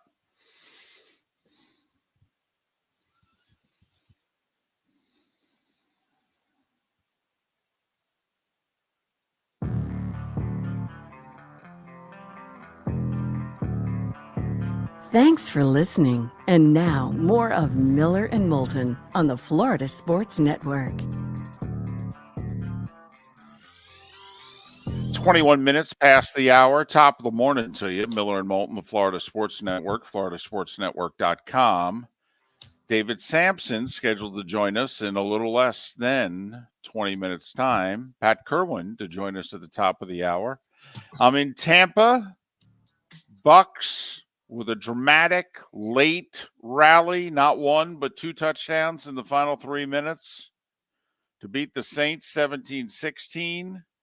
They now lead the South by a game and a half, 2 in the loss column over both the Falcons and Carolina. Put a fork in the Saints. They're done. 4-9. Bucks swept them. And damn near mathematically eliminated. And meanwhile, they were like 1 play away from being a half a game out of first. Oh, boy. But Bucks have the Niners and the Bengals the next 2 weeks, so can't rest on your laurels and can't rest on being in the worst division in the league. But you may only have to get one more win to win that division. Right. I mean, if you Certainly, beat if you Carolina, beat Atlanta, that's the division at the end of the year. But if you beat Carolina, you're right, David, that may do it. yeah, because you'll have the best division record and can't lose the tiebreaker to the Falcons, which means the Falcons would have to get to 8.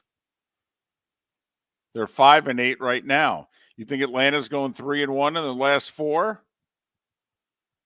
My money's on no. So 17-16 Bucks. Play of the day coming up in a handful of minutes. So yesterday during the game, news broke outside of the sports world. David and I, when a celebrity passes, we generally text one another. And Christy Alley died yesterday from Cheers. And Look Who's Talking and a lot of other shows and things like that. But I saw just a comment on Twitter. Where do you put Cheers all time in sitcoms? Is it a top 10? Is it a top 20? Well, I think it's definitely top 20. The part about Cheers to me, which is why I would lean towards top 10, is much like MASH. You know, MASH had greatness with McLean Stevenson as the guy. And then they also continued their greatness with Potter. Right. Well, and Wayne Rogers, who was right. Trapper John, and then they BJ Honeycutt, and I can't think of what his name was as an actor. And so that's why, MASH was so versatile. They were able to have 2 of their lead characters leave because they were going to go become movie stars, and yet they continued to be an all-time great comedy. Well, I mean, when Shelley Long left Cheers to go be a movie star, I mean, damn. And the whole central theme of the show was, was her and the bartender. And so they had to now bring in another female character, and they were never going to date, but they needed to create the same sexual tension that was driving the sitcom for the first 4 years of it. And they did it brilliantly. Plus, you had the old bartender. Yeah, you had Coach who ended up passing, and then they bring in Woody Harrelson, who replicated the same type of demeanor in an incredible way. With a 50-year age difference. Right. So Yes. I think of it as, you know what? Basically, when you can have two acts, and sure, we all decide which act we like better, but you, at the end of the day, go, well, were they both great? And you're like, oh, yeah, both acts were great. Each show on its own with the particular cast would have been a great show. The fact that they did it with multiple casts makes it even that much more special. I'm with you. Cheers was a great show. It's on at 4 and 5 in the morning on a couple of different networks. And I will say, you know, I mean, we both kind of, you know, hate getting up at the hour that we have to get up. But Mark, every now and then I will go through a phase where I actually get up 20 to 30 minutes earlier. Okay. And I will catch like an episode of Cheers in the morning because it just makes me laugh. My wife started doing that. All of a sudden I would get out of the shower. It'd be like 4:50 in the morning. And my wife is laughing by herself in the living room. I got her to switch from cable news to Cheers reruns. That's really good. Yes. Talk about improving morale. That right there is what you call a mood swing. But Kirstie Alley, and I will say, you know, how ironic, by the way, Shelley Long left to become a movie star and had success really in one movie, right? The first one that she left for. Right. Kirstie Alley replaces her, actually is on Cheers longer, and has more success as a movie star than Shelley Long.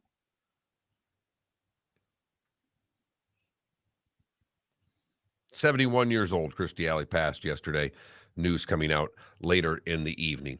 And that leads us to our clutch play of the day. Felipe, I am guessing it is from last night's football game. What do you got? Yeah, that's a good guess. Tom Brady to Rachaad White, game-winning touchdown. They're now at the 6 of New Orleans. 8 seconds to go. Down by 6. Brady in the gun, flanked by the running back White. Tight end in motion, looks into the nickel. 4-man front. Brady back. Cocks his arm. A lot of congestion. Throws a pass. Caught by the rookie running back at the goal line. Spins, dives. Touchdown. Rachaad White. Touchdown pass by Brady. They've tied the game. 3 seconds to go. With the extra point coming up, the rookie running back Rachaad White just caught an 8-yard touchdown pass from Tom Brady. That's Kevin Harlan, Westwood One, with the eccentric call on that game-winning clutch play of the day. That's our clutch play of the day, brought to you by Clutch Vodka. Check them out at Total Wine. Look for them at clutchspirits.com and hashtag all your drinks with the hashtag Clutch Spirits. Smooth, crisp vodka, Clutch Vodka. That's Clutch with a K. I don't know what more can be observed or said about number 12 in Tampa. But, Mark, what was amazing to me on both touchdown drives, but especially the last one, was all the different receivers that he used. I mean, on the last drive alone, the big play on the drive before the touchdown is he throws one up for Julio down the left sideline. Says, big fella, I need you to make a play. I'm going to throw it at a place where you're probably the only one who can get it. And, you know, I need you to be a Hall of Fame receiver again. And Julio makes a tremendous catch in a double team because he was the biggest one of the three. But before that, he uses short outs to the left side to Cade Otton, the rookie tight end. He used Godwin a couple times. He used Evans once. Then Evans needs a breather. And it's third down. And Scotty Miller checks in the game for Evans. And he's been on the sidelines the whole drive. And on third and medium, Brady hits him for the first down. The guy's been standing on the sidelines for 5 minutes. Hasn't even been in a huddle. Runs on the field. Lines up in the left slot. Boom, first down. I mean, I think he hit 5 different receivers on the game-winning touchdown drive. maybe even 6, because he might have thrown one early to Fournette, is when they got to midfield for the 2-minute warning. I mean, that's the part, like we're watching what's going on in Vegas, and we've watched it for years in Green Bay, where, Rodgers and now Carr, I mean, they're looking for Devontae. And one guy's doing most of the work. The great receiver's doing most of the work. Brady used like 6 different guys on the game-winning drive. Miller and Moulton. When we come back, we'll talk baseball with David Samson. Up next, right here on the Florida Sports Network. Miller and Moulton here for the Clutch Vodka Play of the Day. Mark, remember Nick Charles, Fred Hickman, the CNN Play of the Day? Yeah, CNN did a nightly sports show. That was a while ago. Yes, it was. Just work with me. Everyone liked the pod, the Play of the Day. So how about we have the Clutch Vodka Play of the Day? Sounds good. Fun. Smooth. Like Clutch Vodka. Listen weekday mornings for the Clutch Vodka Play of the Day. That's Clutch with a K. David Moulton for Napa, Napa Auto Parts, and Napa Filters. Insist on Napa filters for your vehicles, or if you're a do-it-yourselfer, only buy Napa filters. Napa has a filter for almost anything on earth that moves, whether it's motorcycles, foreign and domestic cars, vans, SUVs, earth-moving equipment. You get the idea. Napa Auto Parts, Napa filters. Insist on them for your vehicles, or if you're do-it-yourselfer, only buy Napa filters.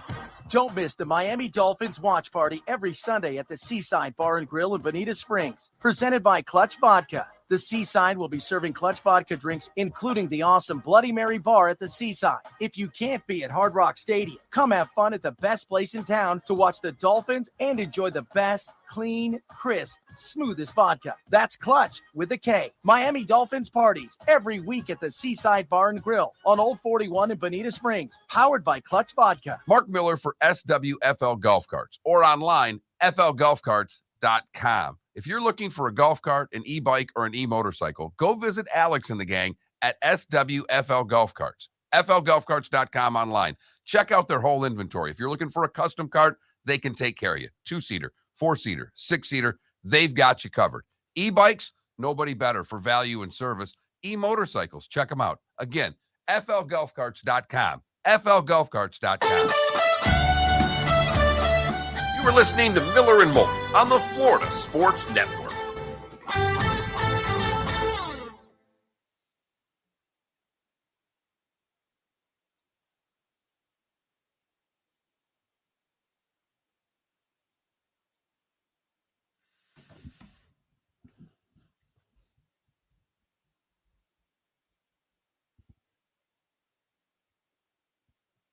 I was thinking of the cheers when Christy Alley wants to fire Woody because he's not a good bartender.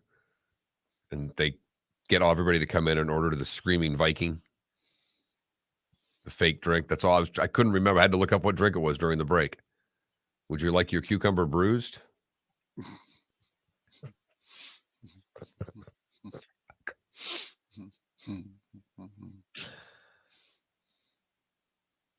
I also had a little TikTok time yesterday, and there was a speech on there, a wedding speech, where the brother is giving it to his sister and new brother-in-law.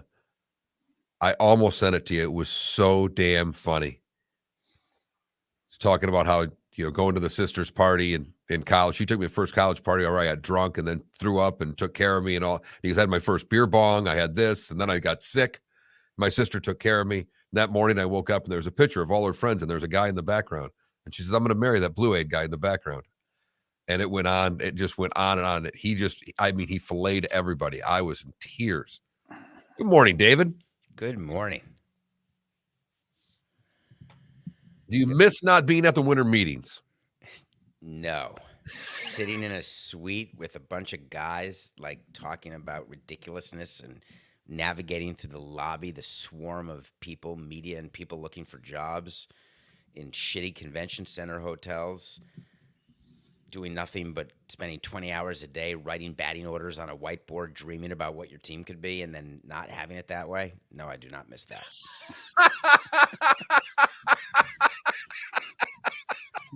May have to get 18 was enough. I have to get you to say some of that again.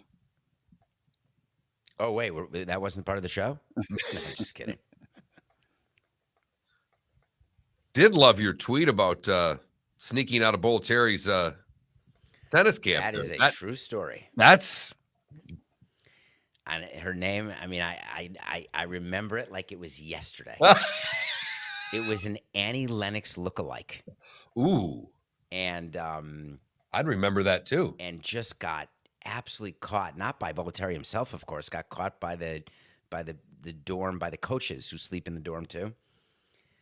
Just devastating. And they were called back then. They don't call them that now. They're called suicides. Yes. And so that was the punishment and in tennis, the suicides, you go to the doubles line, right? Then service line. I mean, it's you do it across, not the long way. You do it the short way, I guess. So you're going doubles line to doubles line, then the outside line. It was brutal, but I didn't care. By the way, quickly want to answer something. Jim and Alva wondered why we didn't have Deckerhoff's call. We would get into some trouble because we're in multiple markets and like we're in the Tampa St. Pete market. Well, a competing station has the rights to Deckerhoff's and the Bucks. If we were to run it, they'd get all over us. You don't get in trouble when you run the national broadcast and you courtesy it. So that's why we go Westwood 1 instead of Gene Deckerhoff. So, all right, that's it.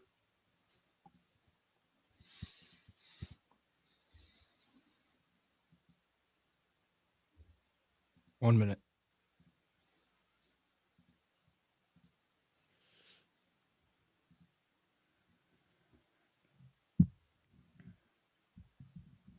You didn't do a podcast yesterday, did you? No, Coco was off.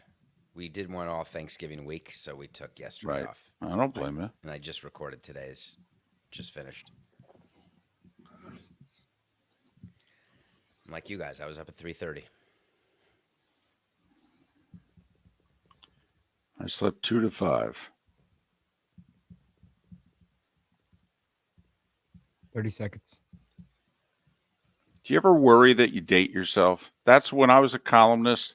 That's what I was constantly worried about, that I'd write something and 18 hours later it'd be dated. Every day I worry about that. Here we go, 10 seconds.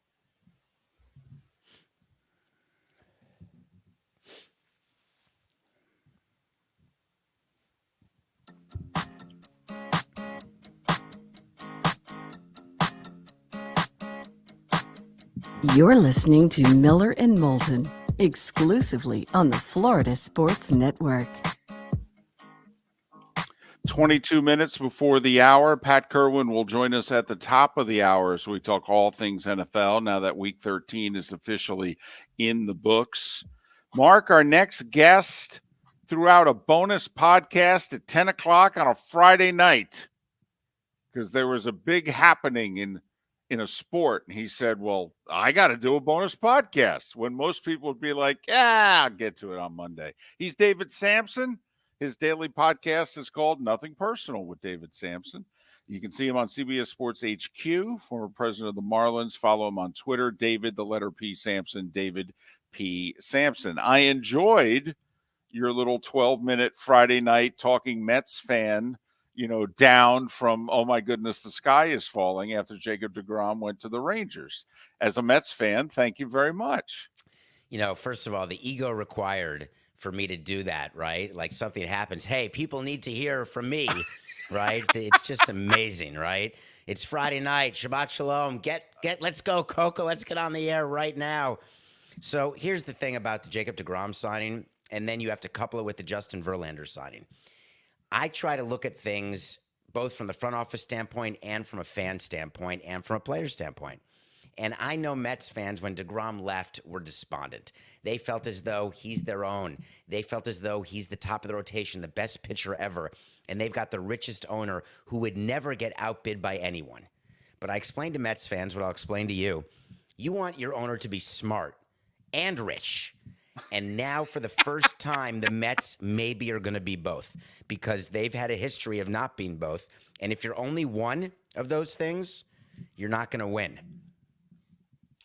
Well, that takes me right to Aaron Judge then, David, because We're getting talk of 9 years. I already said to David, I would not do a 9-year deal with him. He's 31 years old. This Trey Turner deal for 11 years, similar. You're taking guys to 40 years old. But for Judge and the Yankees, you just mentioned Smart and Rich. Well, we know they're rich. Are they going to be smart? So Cashman said a few things yesterday that were not great, right? He got the 4-year deal, so he's going to be the GM for another 4 years. He said, we're going on Aaron Judge's timeline, not our own. We've made him an offer. We're not going to threaten him. We're not going to push him, but we'd love to hear, because if we don't get him, we're going to have to figure something out. So Aaron Judge is controlling the timing of this, and that's a problem. Let's talk about what it is to give extra years to a player. The way an owner looks at it, hey, I may not even be alive, right? These are mostly octogenarian white guys who don't buy green bananas. So when you're saying, hey, we're going to have Trey Turner in 2032 and 33, they're like, I'm not going to be, who cares? Not my problem. And the GM says, I'm not going to be around either. It'll be someone else's problem. And they know when you sell a team, you don't get less for your team because you have a bad contract on the books. That's not an equation either. Therefore, there's no big incentive for these teams not to give in to the extra year. So that's how these long-term deals happen. Aaron Judge will not be hitting 62 home runs at 39 years old at all. He won't even be a Yankee at 39 years old. They will have moved on. But do not sign him because he wants the 9th year. I believe the Yankees will go to that 9th year, as silly as it is, because the next 4 years are productive and they'll worry about the last 5 later. It does seem, and it's very dumb of someone like me to try to read the free agent tea leaves, but it does seem as if for the first time, the owner of the Yankees and the longtime general manager of the Yankees sound like different guys. Steinbrenner seems as if he's obsessed he's going to keep Judge. Cashman seems to be like, you know what? I can win 95 games with him. I can win it without him because I'm going to have $250 million to spend, whether I spend it on him or I spend it on other guys. They do sound like they're working for different organizations right now. That's such a great point. You're doing that. So you're doing all this to try to get the best deal you can and gain whatever leverage is possible. When your owner does what Hal Steinbrenner did and you're the president of a team, it's like a nightmare, right? Steinbrenner came out and said, we want to be a Yankee for life. We can't imagine a world without him. The agent sees that and says, all right, we got our 9th year right then and there because this owner will not let him walk. So the GM tries to go the other way. Sometimes when you're dealing with Boris clients, as an example, where Boris only deals with the owner, we switch roles and we have the owners say, hey, we're okay without Carlos Correa. There's a deep shortstop market. We're not going to overpay. Meanwhile, you've got the GM in the background saying, we really want this guy. Let's figure out a way to get this deal done. So that sort of dividing and conquering is very common amongst front offices. So it's not surprising what you're saying about Steinbrenner and Cashman. We had somebody on yesterday from St. Pete. The Rays are another new ballpark proposal is there. David, I know, obviously your time with the Marlins, there was always talk of getting a new park and eventually we're able to get one. What are these talks like from the team's standpoint? Because we've seen that baseball doesn't necessarily work in St. Pete, but for the owner financially, it works really well, particularly in terms of the money they get from this property. But how do you even go about negotiating these things? This is a little foreign to all of us sports fans. This is something that's a lot more in your ballpark, David. Well, I'll try to be as succinct as possible, but that's like a 2-hour discussion, right, about stadium financing and the strategies that are used. You've seen Tampa and the Rays under Stu Sternberg. They've done it all. They went and flirted with Montreal, and they told you that we talked about it on this show, that they were going to do 2 new stadiums, both without a roof, and split time between Tampa and Montreal. We knew that wasn't going to happen. We knew that they weren't going to leave the Thunderdome earlier than they had to. They have this lease. They're making money. There is no incentive for them under any scenario to break the lease and pay money to break that lease. They don't need to do that. So we knew they weren't going to get a stadium 5 years ago, 4 years ago, 3 years ago. One thing that the Tampa Bay Rays have been unwilling to do is, quote unquote, get dirty. and I don't mean illegal. Getting dirty is when you are hand-to-hand combat. You're meeting with commissioners. You're willing to be unpopular, commissioners in the city and counties. You're willing to be unpopular. You're willing to be the public face of an unpopular agenda item, which is public financing of a building. I was that person in Miami. There's been no one like that in Tampa who's been willing to take the fall for a new stadium. And make no mistake, anytime there's a new stadium built with public money in a partnership, someone takes the fall, whether it's a politician or someone in the private sector. The reason why you're seeing so much more news now is that now they've got to start construction because their lease in the Tropicana Field, I call it the Thunderdome. Do you guys still call it the Thunderdome? No, the Trop, but I knew. Don't worry, the That's Thunderdome funny. resonates. Do people in your audience know that it was called the Thunderdome? Tampa market for sure. I don't know how many in some of our other markets would know.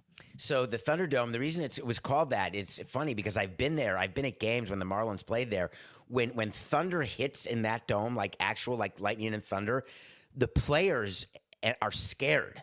Like there's a feeling that you are going to die in that dome, having nothing to do with the catwalks. So I call it the Thunderdome, but it is Tropicana Field. But that lease is going to end, and Major League Baseball has said to Tampa, we need you to solve your issue by 2028 because it is our view that we want to expand, and we cannot expand until we know whether you need to relocate.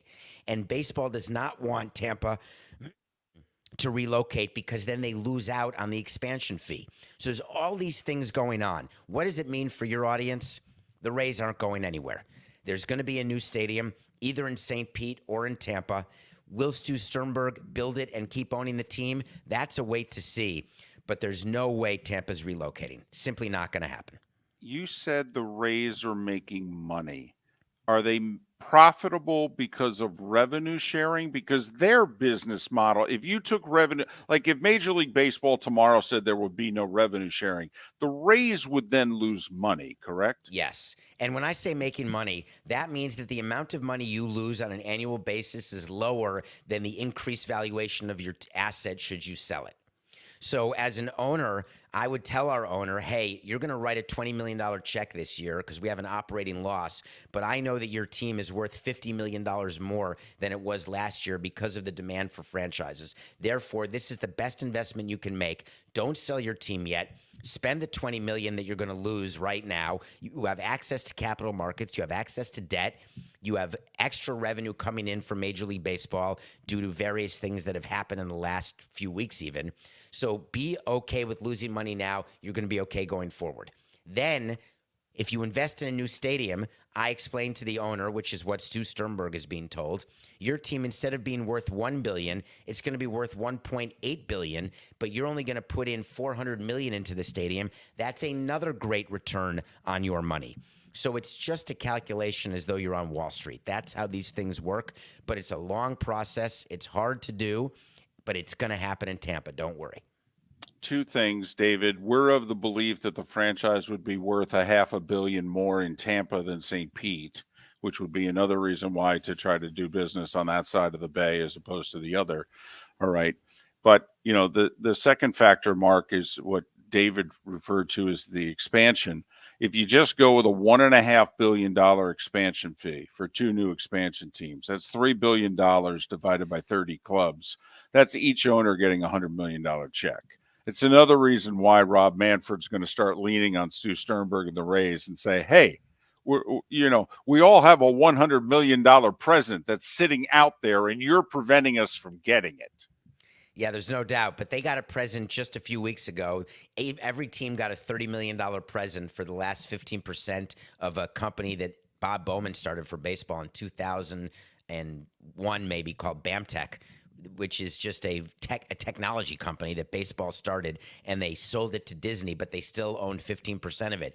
They sold the rest to Disney last week, and they sold it for $900 million. That means that every team got $30 extra million, but it's only a one-time thing. I talked about it on Nothing Personal today. The second amount of money that Tampa's getting this year that they wouldn't have expected is once you get a collective bargaining agreement, the league releases withheld cash that all teams are owed, and they give it back to the teams because they're not building up a war chest for a strike or a lockout. So every one of the teams out there, including Tampa, has a bit of extra cash flow this year, but they're using it to either pay down debt that was accrued during COVID. They're not using it to increase their payrolls. Wait to see, because what you're seeing are all these crazy contracts, but what you have to look at is the overall industry payroll. Don't look at what Trey Turner got. Look at what the total payroll is for the Phillies and add up all 30 teams and then see how much more money is being spent. That's the way owners look at it.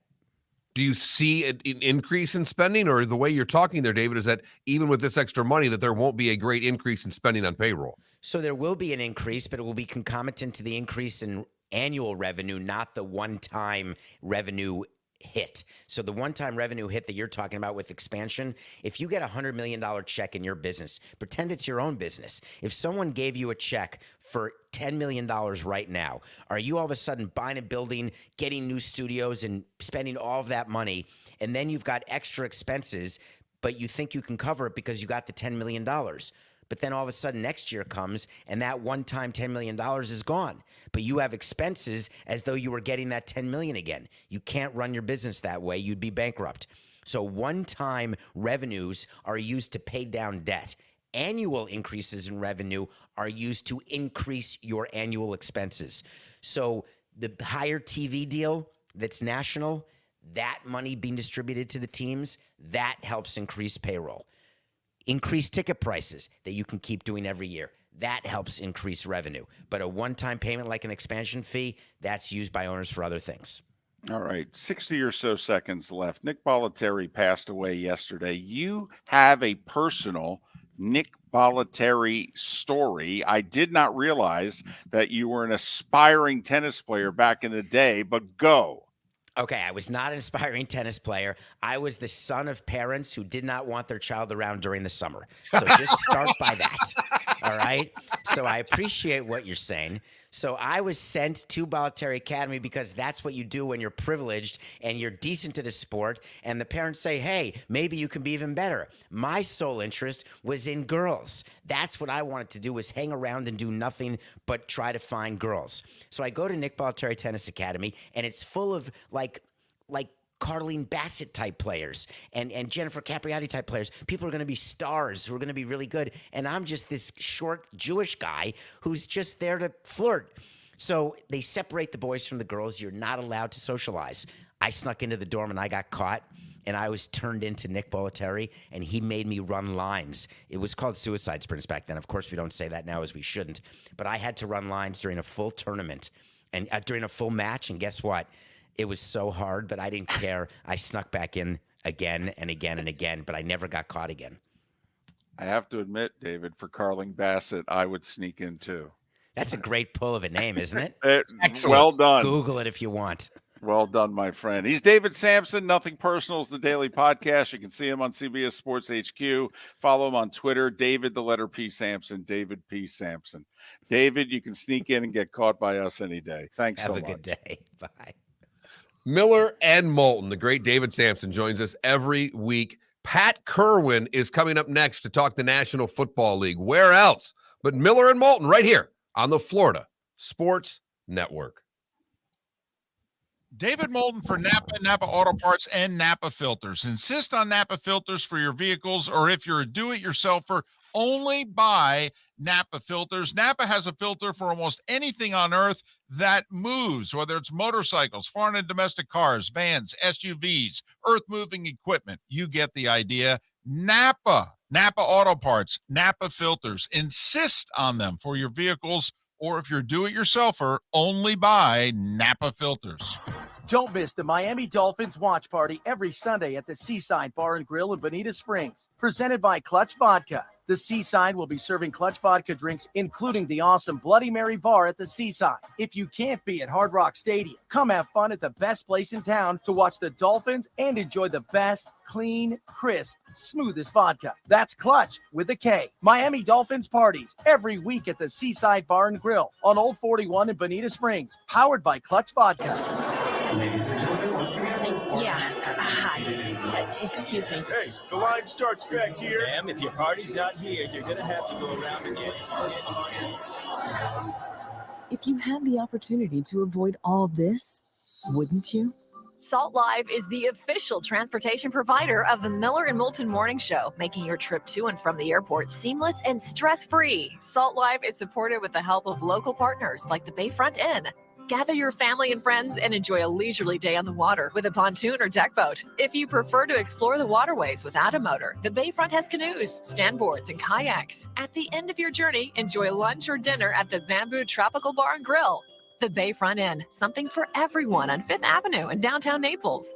BayfrontInNaples.com. When you need a ride, book with Salt Live Transportation, 308-8686, or book on saltlivetransportation.com. Miller and Moulton here for the Clutch Vodka Play of the Day. Mark, remember Nick Charles, Fred Hickman, the CNN Play of the Day? Yeah, CNN did a nightly sports show. That was a while ago. Yes, it was. Just work with me. Everyone liked the pod, the Play of the Day. So how about we have the Clutch Vodka Play of the Day? Sounds good. Fun. Smooth. Like Clutch Vodka. Listen weekday mornings for the Clutch Vodka Play of the Day. That's Clutch with a K. Mark Miller for SWFL Golf Carts or online, flgolfcarts.com. If you're looking for a golf cart, an e-bike, or an e-motorcycle, go visit Alex and the gang at SWFL Golf Carts. flgolfcarts.com online. Check out their whole inventory. If you're looking for a custom cart, they can take care of you. 2-seater, 4-seater, 6-seater, they've got you covered. E-bikes, nobody better for value and service. E-motorcycles, check them out. Again, flgolfcarts.com. flgolfcarts.com. You were listening to Miller and Moulton on the Florida Sports Network.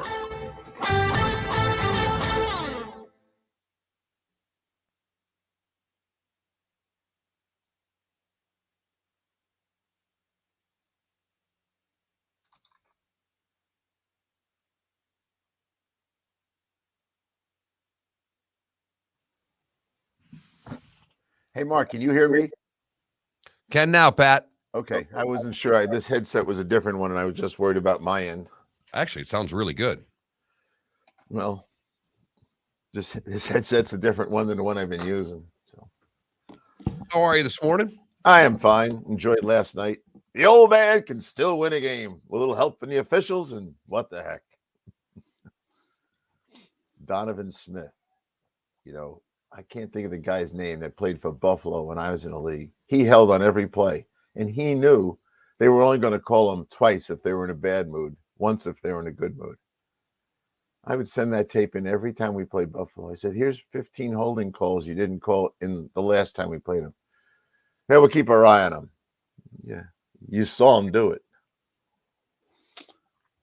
I will say, though, they threw the game-winning touchdown and called it back for a Donovan Smith holding penalty. And it was a blatant hold. Oh, it was a wrestle. But still, but they called it. Yeah, and then he held on the next play and he didn't call it. He likes to grab the guys around the neck and turn them down. He can't play anymore. Well, no.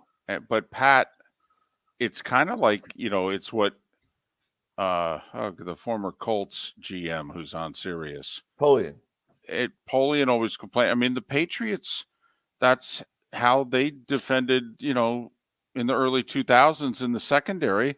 They held you and committed pass interference on every play, and they turned and looked at the officials and go, you're going to throw 40 flags? Pete used the same philosophy, and so does everybody else. Defensive holding, defensive pass interference, offensive holding, it's an every play experience.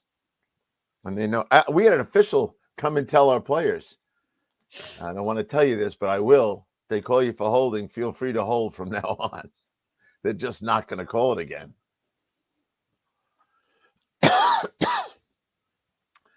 Oh, did you get all the way home last night, David? No, I didn't even try. Yeah. No. How was the crowd? I thought I saw empty seats. Not as many. Okay. The red, colors that the Bucs fans wear match the seats. Yeah, that's why I couldn't tell. It was just a red blur. But so they kind of locked it up, don't you think? Atlanta loses, they win. Yeah, that's done. That's a cook. They're going to get killed by Dallas. Pat, we think they need only one. Like if we were to give them one win the rest of the year and say it was home against Carolina, they'd have the division tiebreaker against Atlanta, and Atlanta would have to go 3-1 in their remaining 4 games to get to 8. Yeah. I mean, Atlanta's 1-3 in the division, right? Right. You might be able to win this division if you're the Bucks with 7. I think so. Especially if you give them the Carolina win, because then that'll pretty much mathematically eliminate them also. Yep. 25 seconds. Hey, why don't you just call us when it's 30 seconds? What, were you late? I'm only kidding.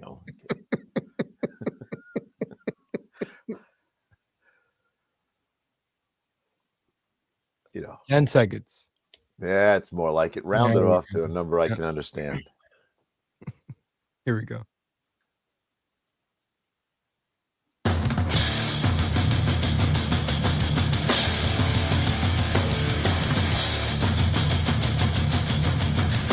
You are listening to Miller and Moulton, exclusively on the Florida Sports Network. And now here's Mark Miller and David Moulton. And just like that, it is the final hour of Miller and Moulton in Lake City and surrounding areas, Tampa, St. Pete, Port Charlotte to Venice, halfway home for those of you in the 239. Miller and Moulton, the Florida Sports Network, floridasportsnetwork.com. I'm still in Tampa, where they're basking in the glow of the Bucks' dramatic come from behind 17-16 win over the Saints.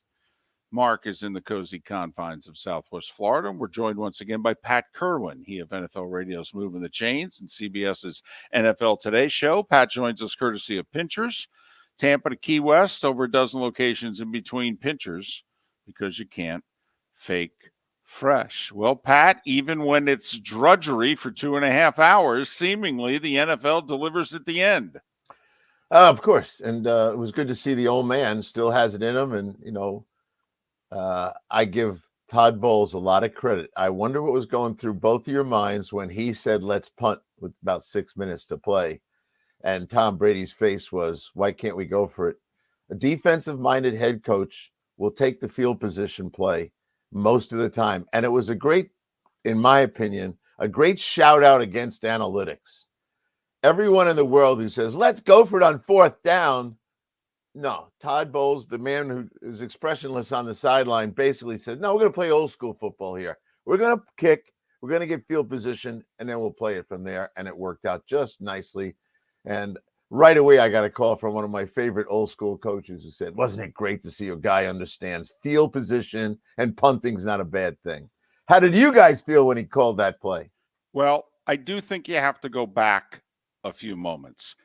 The reason why I felt Brady and most people at their couch had a sense of urgency with 7.5 minutes to go that, hey, I know it doesn't look like the smart play, 4th and 10 from my own 25, but we got to go for it. We got to make something happen, was when he punted on 4th and 7 to start the 4th quarter from the Saints 40.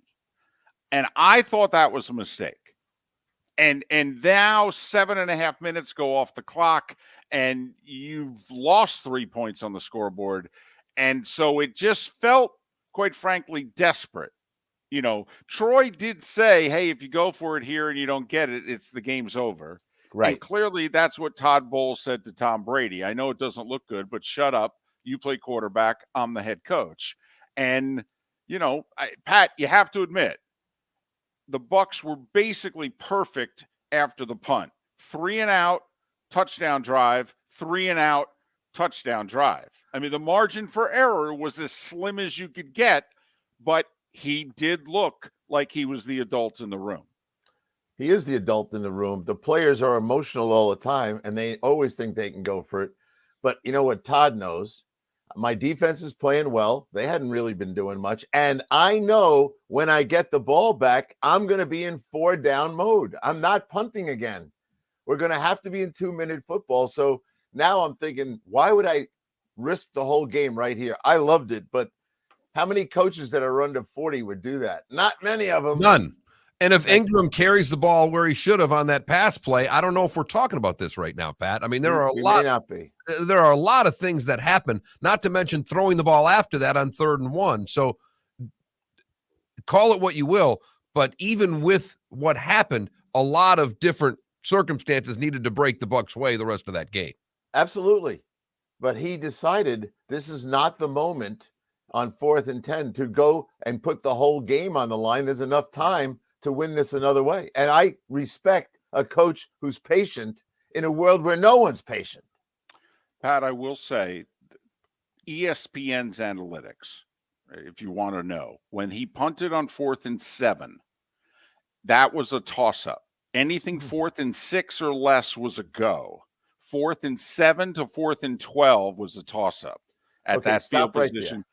That you pay, not you. Someone pays a moron to tell him it's a toss-up. It's always a toss-up. I'm just saying that's what the quote unquote all right.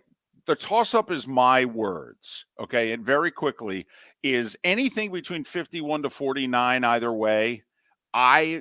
Going back to my days at Fox, we considered that a toss-up. Anything more than +2 or -2% is either a go or a stop. So anything 4th and 7 or 4th and 12 at the start of the 4th quarter was considered a toss-up analytically. Analytically. So I've been upstairs with the analytics, and you want to know what I'll tell you what Pete Carroll would say to me. If you can't tell me something that's at least 80%, don't open your mouth. And if it's a 90%, stop me from not doing it. All this nonsense and toss-up. You know what toss-up is? We don't know. You got to go do it yourself. It is so overrated because it really isn't definitive enough to use. Anyway, we saw an old school guy win a game the way we used to watch wins. Loved it.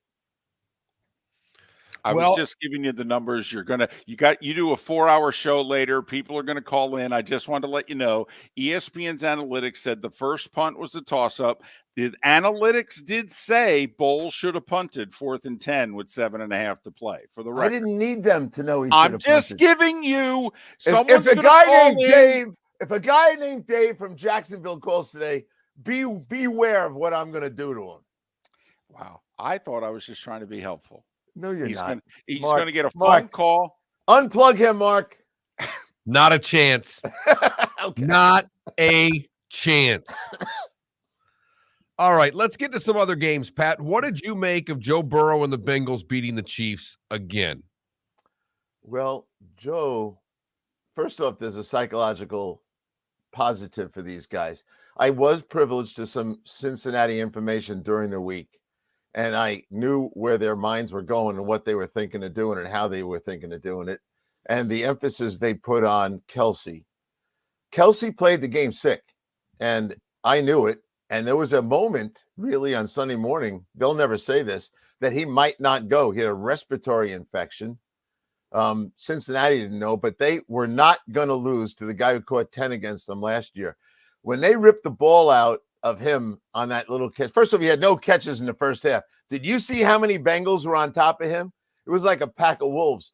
But all week, they had signs, pictures, and everything all around the locker room about taking care of Kelsey. So that was really the extension of their mindset for the game. In regards to Burrow, I don't know. Is he Joe Montana? The guy, here's the things about him that I love. He doesn't get rattled.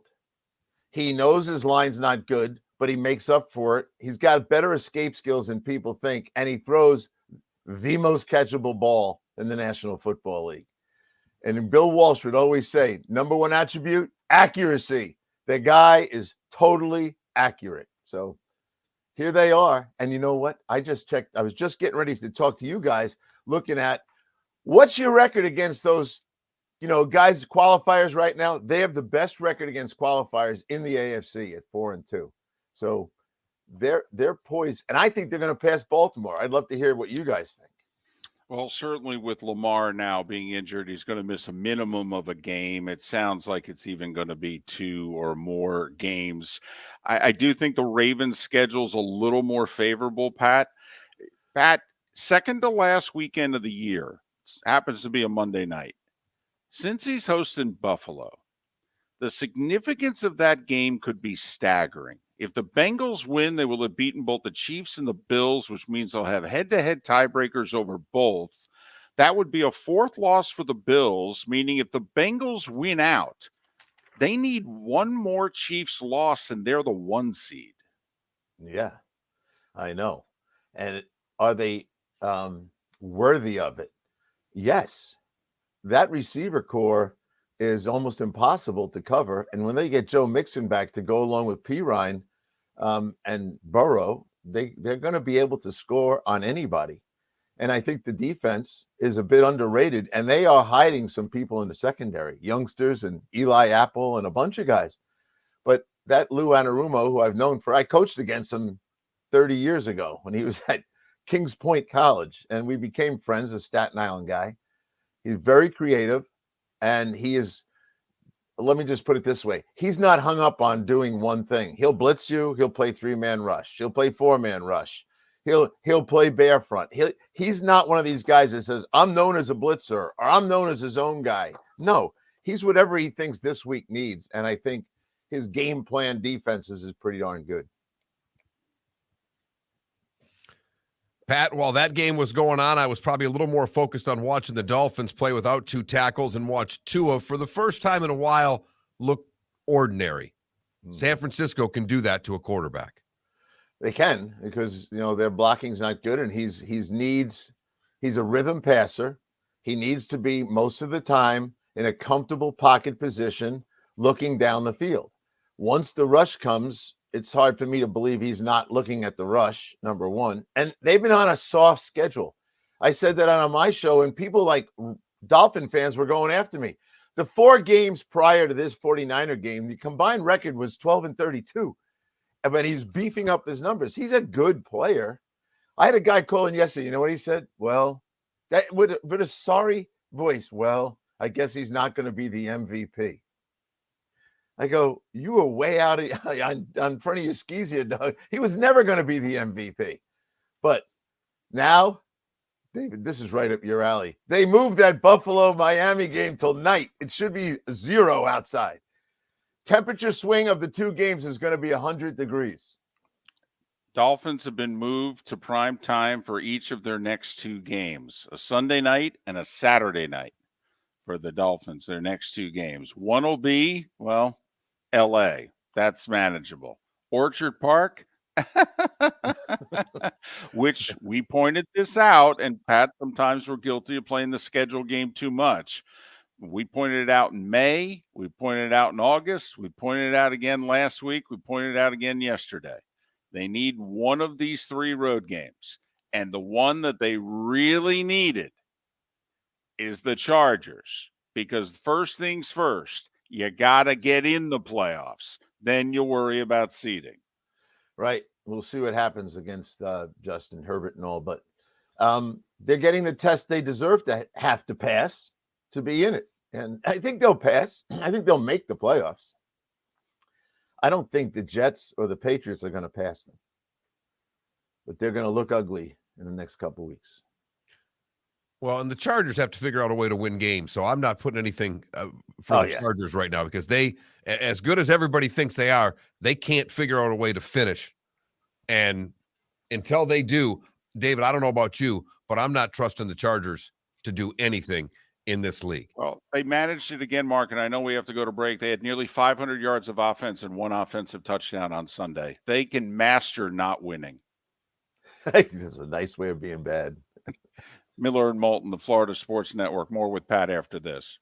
David Moulton for Napa, Napa Auto Parts, and Napa Filters. Insist on Napa filters for your vehicles, or if you're a do-it-yourselfer, only buy Napa filters. Napa has a filter for almost anything on earth that moves, whether it's motorcycles, foreign and domestic cars, vans, SUVs, earth-moving equipment. You get the idea. Napa Auto Parts, Napa filters. Insist on them for your vehicles, or if you're a do-it-yourselfer, only buy Napa filters. Excuse me. Hey, the line starts back here. Ma'am, if your party's not here, you're going to have to go around again. If you had the opportunity to avoid all this, wouldn't you? Salt Live is the official transportation provider of the Miller and Moulton Morning Show, making your trip to and from the airport seamless and stress-free. Salt Live is supported with the help of local partners like the Bayfront Inn. Gather your family and friends and enjoy a leisurely day on the water with a pontoon or deck boat. If you prefer to explore the waterways without a motor, the Bayfront has canoes, standboards, and kayaks. At the end of your journey, enjoy lunch or dinner at the Bamboo Tropical Bar and Grill. The Bayfront Inn, something for everyone on 5th Avenue in downtown Naples. BayfrontInNaples.com. When you need a ride, book with Salt Live Transportation, 308-8686, or book on saltlivetransportation.com. Mark Miller for SWFL Golf Carts, or online, flgolfcarts.com. If you're looking for a golf cart, an e-bike, or an e-motorcycle, go visit Alex and the gang at SWFL Golf Carts. flgolfcarts.com online. Check out their whole inventory. If you're looking for a custom cart, they can take care of you. 2-seater, 4-seater, 6-seater, they've got you covered. E-bikes, nobody better for value and service. E-motorcycles, check them out. Again, flgolfcarts.com. flgolfcarts.com. You are listening to Miller and Moulton on the Florida Sports Network.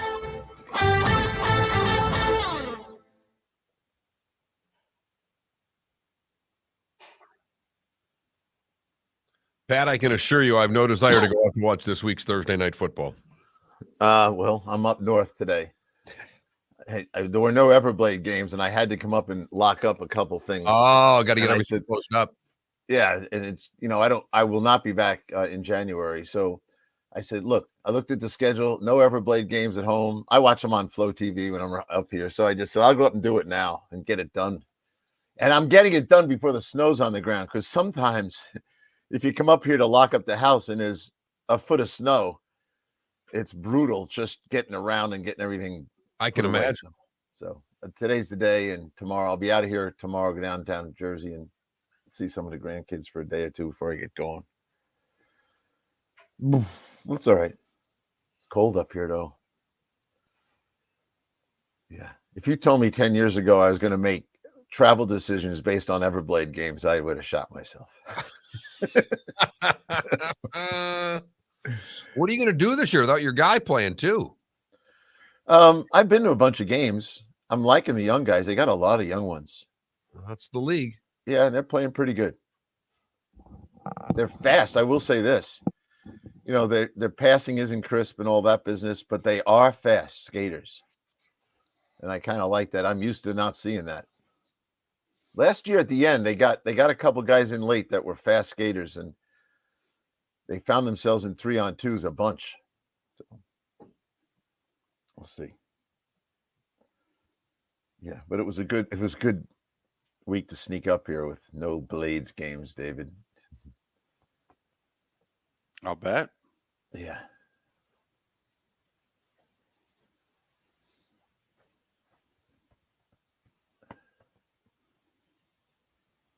Next week, Mark, are you around Wednesday night? I think there's a game.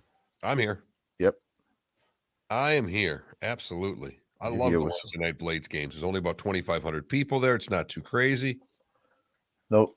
Is your girl still bartending upstairs?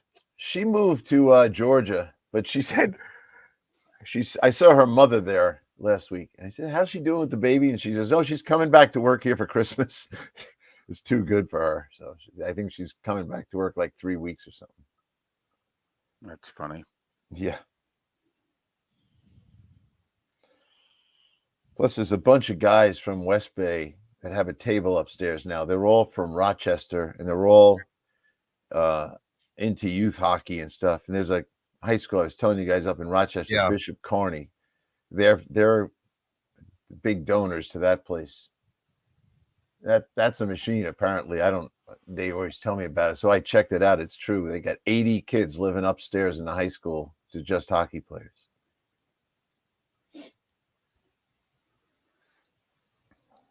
I don't know about all that shit. Exactly.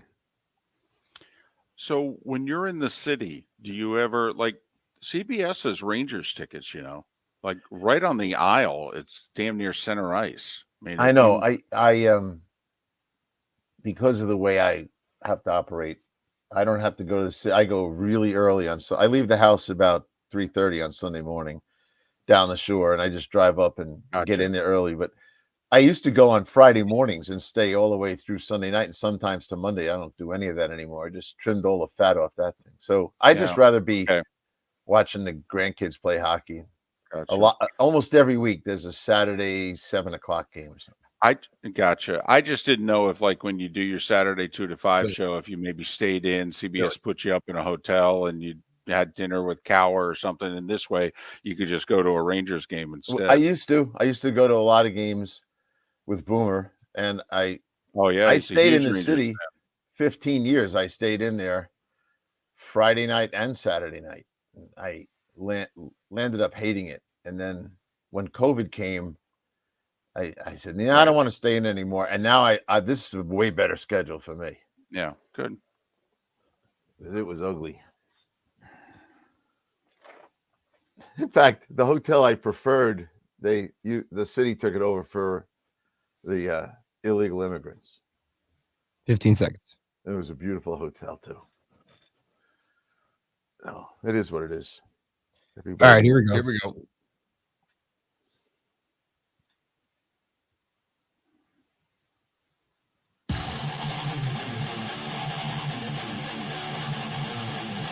You're listening to Miller and Moulton, exclusively on the Florida Sports Network.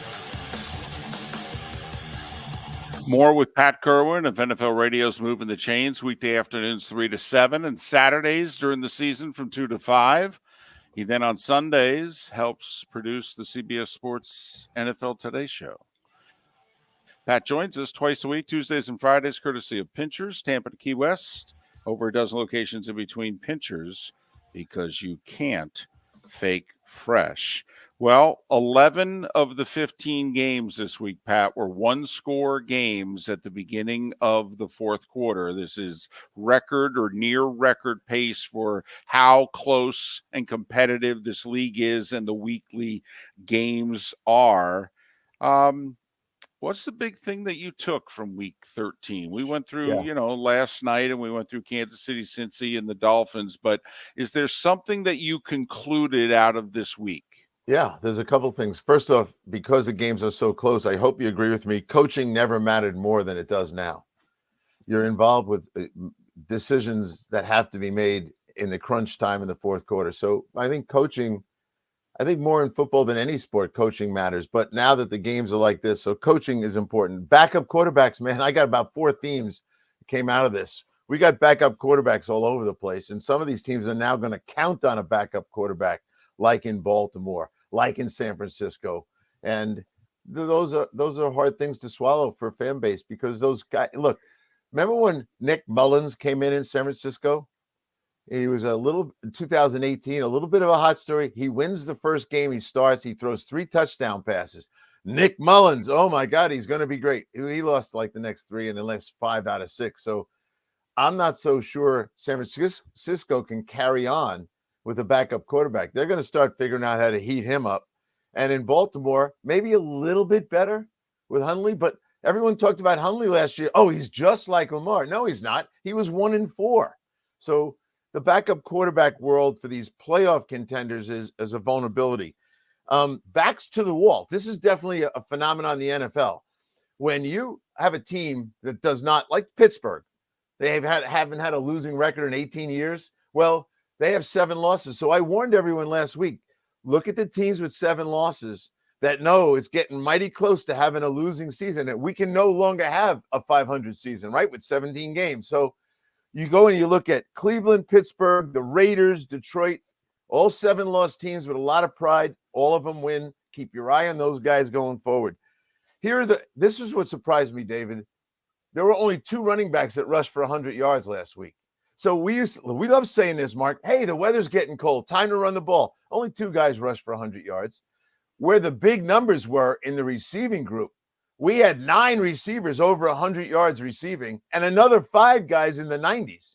So I thought the big plays are the receivers, and we keep being reminded that the young receivers coming right out of school, they're good right away. Those are the things I saw last week. And really in the second half of the first year, you're seeing these rookie receivers, Pat, starting to figure it out. we always thought it was the toughest position to learn. It seems that they're learning it more quickly, and by the end of the end of their rookie year, they're no longer rookies. No, they come out of college. First off, better athletes are playing receiver. I said this on the show many times. High school basketball players would never play football in the old days. But now that the offenses in high school are on turf fields in spread offenses and they're pitch and catch all day long, the basketball kids came out for football. So way better athletes are playing it. And by the time they leave college, even if they leave early, they've caught thousands of footballs between practice and games. They really know how to catch. And they're acrobatic. Look how many guys climb the ladder and catch gigantic balls on the boundaries and come in bounds. Just watching the Bengal kid the other day in his first game back. He was in for 59 plays. All this, oh yeah, they're going to bring him along slowly. He played 59 of the 65 plays or something. So I just think there's way better athletes. They catch the ball more coming out of high school and college. And that's why the games like this, to have 9 guys over 100 and 5 more in the 90s last Sunday, pretty impressive. Are you beginning to buy the Cowboys not for the regular season, but from what you're seeing, do you think, you know what? I actually think this Cowboys team can go on the road and win playoff games, because unless the Eagles trip up, even if Dallas gets them on Christmas Eve, Philly's going to win the division, and the Cowboys are going to have to be the 5 seed and win road games. And, Pat, they have not won a road playoff game in 30 years. When you look at the Cowboys, do you think, you know what? I have faith that this Dallas team will go on the road in January and win some games. I do. First of all, I said it last week. They have the best record in the NFC now against playoff qualifiers. That's the first thing. Second thing is Tyron Smith's coming back. The other kid that was playing for him is going to move into guard, and he's a tremendous athlete. So their offensive line is going to be solidified again. The pass rush there is ridiculous. And you can't even predict where it's coming from. I think they have 13 guys with sacks now. Maybe it's 14. They had 13 last week. I think they might have 14 different guys. So they have a matchup corner. He's a little risky with things, but they have that. They have a pass rush. They have a 2-headed monster in the backfield. They really are different running the ball now. And Zeke can be the power back and the short yardage guy. So they've got a lot going on. To answer your question, though, when it all comes back, I still worry a little bit about Dak Prescott. I don't see him as an elite quarterback. I see him as a very good quarterback, but they can go on the road. They're going to go to Tampa. Tampa's going to be the 4 seed. Who do you like? Dallas. Thank you. You asked me a question you had the answer to. You could have told me what you thought. All right, San Francisco, playing in that system, Brock Purdy, now you already mentioned it. They're going to have to go with the rookie the rest of the year. Is this system easier, harder, the same as all for a rookie quarterback with all of those weapons? It seems like there's a lot there, but I know this is a tough ask of anyone, particularly Mr. Irrelevant, trying to get this done. How about this system for a rookie quarterback, Pat? I think it's pretty good. And there's some history here. I mentioned Mullins. He came off the bench. I mean, he was as unqualified as Purdy, and he was able to function, but he couldn't win. They have defied the X's and O's guys, Deebo Samuel for sure, McCaffrey. You put McCaffrey in the slot, throw him slant routes, get the ball into Deebo's hands right away. They can function, but sooner or later he has to run a 2-minute drill. That's the NFL. You're either defending a 2-minute drill or you're running a 2-minute drill, and that's where I don't think he's ready for prime time. And they're going to blitz the living daylights out of the guy. And I don't know, David sees him live enough to know. I think there's some questions about the 49ers offensive line. I do as well. I will say I don't think any team is set up to travel well better than the Niners. All right, let's get to the obvious. We have 90 seconds. The system Stefanski ran in Cleveland, is it similar enough to San Francisco's, heavy play action, simple throws? I mean, Baker did go on the road and win a playoff game. Brock Purdy and Josh Johnson have not. I mean, if you're San Francisco, is he worth at least bringing in and seeing how damaged he is? Absolutely. This is a starting quarterback most of his career. He did have the record for touchdown passes as a rookie. He's feisty, and he's learned a couple of different systems. So, yeah, How long did it take him to learn how to play in Carolina? He functioned pretty quickly. I absolutely would bring him in if I can get my hands on him. Can you get your hands on him though, Pat? That's the ultimate question. That's the agent. Isn't he got to clear waivers today? Is this his day? Yeah, 4:00. I thought. Yeah, I wonder if the agents called team saying, "Don't claim him because if you do, he's not going to show up. He's not going to play." His contract would expire at the end of the year, and then they'll pull the old Bruce Allen and try to say we still own him next year. Yeah, I'd love to see him in San Francisco. He's Pat Kirwan. Weekdays, NFL Radio moving the chains 3 to 7, Saturdays 2 to 5, Sundays, the NFL Today Show. Pat joins us Tuesdays and Fridays, courtesy of Pinchers. Tampa to Key West, over a dozen locations in between. Pinchers, because you can't fake fresh. Pat, I'll be David from Jacksonville. I'll be calling in about analytics. Okay, I'm going to have a special host with me. You know what his name is? Mark from Estero. Thanks, Pat. See you, boys. Pat Kirwan, twice a week, courtesy of Pinchers. Miller and Moulton, we thank you so very much for listening right here on the Florida Sports Network. David Moulton for Napa Auto Parts, and Napa Filters. Insist on Napa filters for your vehicles, or if you're a do-it-yourselfer, only buy Napa filters. Napa has a filter for almost anything on earth that moves, whether it's motorcycles, foreign and domestic cars, vans, SUVs, earth-moving equipment. You get the idea. Napa Auto Parts, Napa filters. Insist on them for your vehicles, or if you're a do-it-yourselfer, only buy Napa filters. Mark Miller for SWFL Golf Carts, or online, flgolfcarts.com. If you're looking for a golf cart, an e-bike, or an e-motorcycle, go visit Alex and the gang at SWFL Golf Carts. flgolfcarts.com online. Check out their whole inventory. If you're looking for a custom cart, they can take care of you. 2-seater, 4-seater, 6-seater, they've got you covered. E-bikes, nobody better for value and service. E-motorcycles, check them out. Again, flgolfcarts.com. flgolfcarts.com. Yeah. Hi. Excuse me. Hey, the line starts back here. Ma'am, if your party's not here, you're going to have to go around.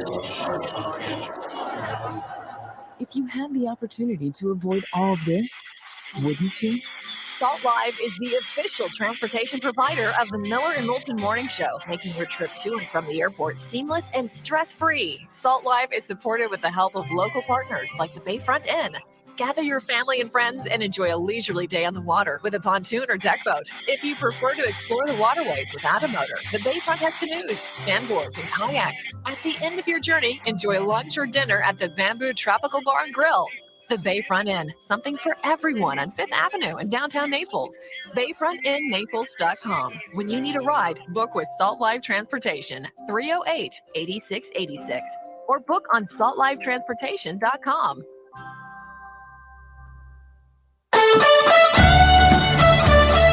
You are listening to Miller and Moulton on the Florida Sports Network.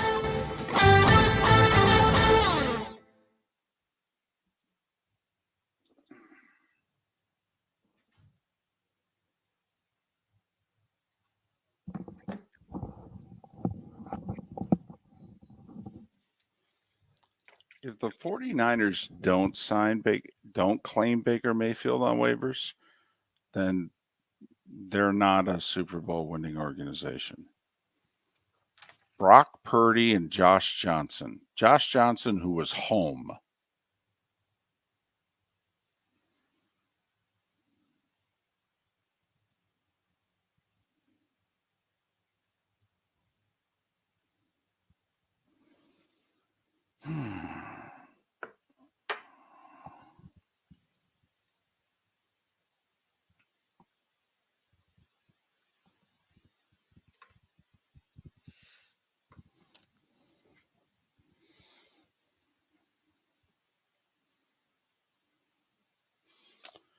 Yeah, I know. This will be very interesting, Mark. I don't know if you saw the Cardinals, St. Louis Cardinals, play-by-play guy, just got his 4th DUI. His 4th DUI?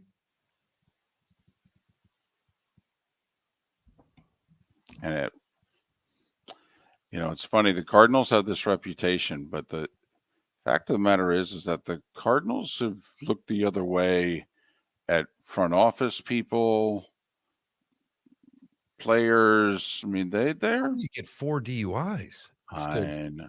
That's tough this day and age. It was, it was not as difficult in the 90s. Did you see the story of the Hawks play-by-play announcer? Yeah, Bob Rathburn, right? Okay. On air. Yeah. On air. Right. Yeah. No, it's the play-by-play guy, not Shannon.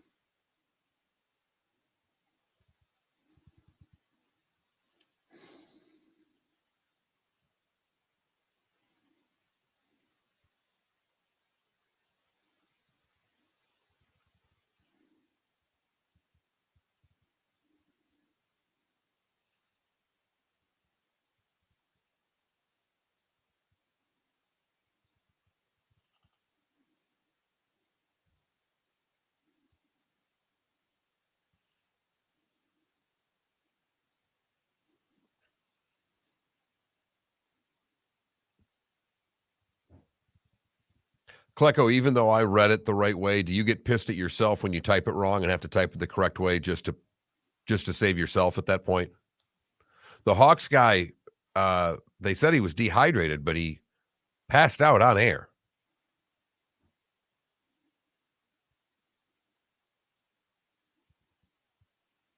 He was unconscious on the air.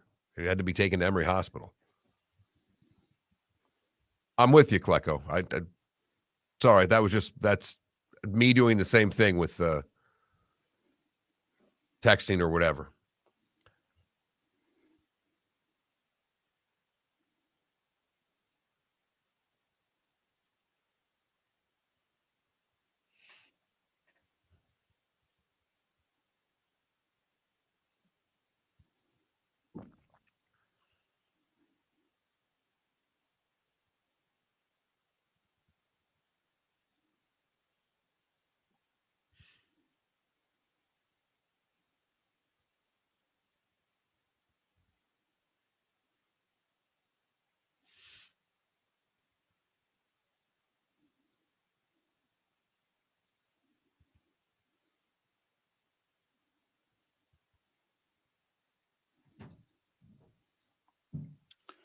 By the way, did you see the New York Post this morning? The headline, because Harry and Meghan flew into the city. Yeah. Okay. Sussex in the city.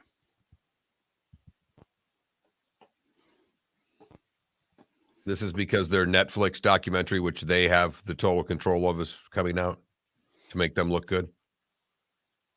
Yeah, I guess. Yeah. That's why they're there, for their Netflix. Right. Yep. So, but I like the little play on words there by the Post. Sussex in the city. 10 seconds.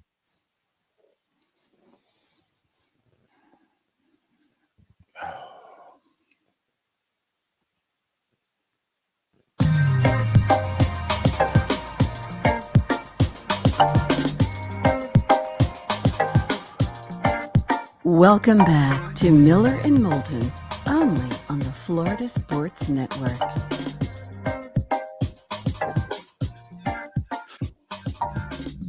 "22 minutes before the hour, in the final hour of our show, at least the syndicated part of the show in Lake City and surrounding areas, Tampa, St. Pete, and Port Charlotte to Venice. We'll have the bonus hour at the top of the hour for those in the 239 here on Miller and Moulton. Bucks with a huge win, Mark, and really mathematically, they've got a stranglehold on the NFC South, even though we really don't know how many more games they're going to win, quite frankly, the rest of the year.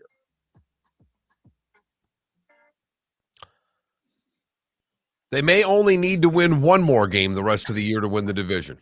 And Correct. they're 6-6. And we're not making this up. No, we are not.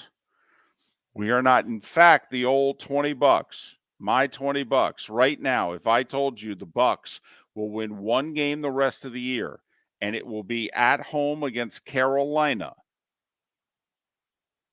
and that will give them a 4-2 division record, because they will then lose the regular season finale to Atlanta.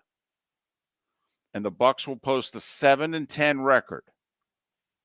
Atlanta at 5-8, 4 games left, has to go 3-1. I'll give them a win at home against the Bucks in the finale. Mark, want to play the schedule game? Atlanta's 3 other games. Go. At the Saints. Saints coming off their bye. They will be too. Both of them have a bye this week. Okay. Mm-hmm. At the Ravens. It could get them without Lamar. Well, there you go. Could. It's 3 weeks from now, though. Bye, Saints, Ravens. So they may also get Lamar coming back, but they'll be an underdog in that game. Home for the Cardinals. That's doable. And then home for the Bucks. Mm-hmm. Right now, after the way that Atlanta lost in the last 2 weeks to the Commanders and the Steelers, it's tough for me to see them stringing 3 of 4 together. Right. They've given up 19 points each of the last 2 weeks, and they've lost both games. Right. Mm-hmm. But if I give you, the Bucks only win one more game the rest of the year, and that's home against Carolina. They post 7-10 with a 4-2 division record. That will give them a superior division record to the Falcons, who already have 3 NFC South losses. So Atlanta has to get to 8-9. They're 5-8. I think 7 would do it. I really do. If I told you that Atlanta was going to win at the Saints coming off the bye week, would you then still agree with me? Now we're getting interesting because I'm giving them a win against the Bucks, so that gets them to 7. Right. That just means they have to beat the Cardinals at home. Look it. I think it can be done with 7, but the Bucks better get to 8 to make sure. Well, let's be brutally honest, though. We're trying to – you want them to get to 8 before the regular season finale against Atlanta. You want that game to mean nothing. You want them, quite frankly, to be able to rest Brady and 15 other guys to get ready for the home playoff game against either the Cowboys or the Eagles the next week. I mean, this is an old team. No, you want it to be a practice squad game. Yes, a preseason game. You want it to be like an August 22nd game. Right. Where Wirfs is inactive and Evans is inactive and everybody else that needs to be inactive is inactive in that game, especially Tom Brady. But here's the other question. Gut feeling. You know, it was right around this time 2 years ago. They were 7-5. They were losing to Minnesota. And they found themselves. And they came back. And they beat Minnesota. And then they got better and better and better. And it turns out they never lost again. Now, we all know that team's better than this one.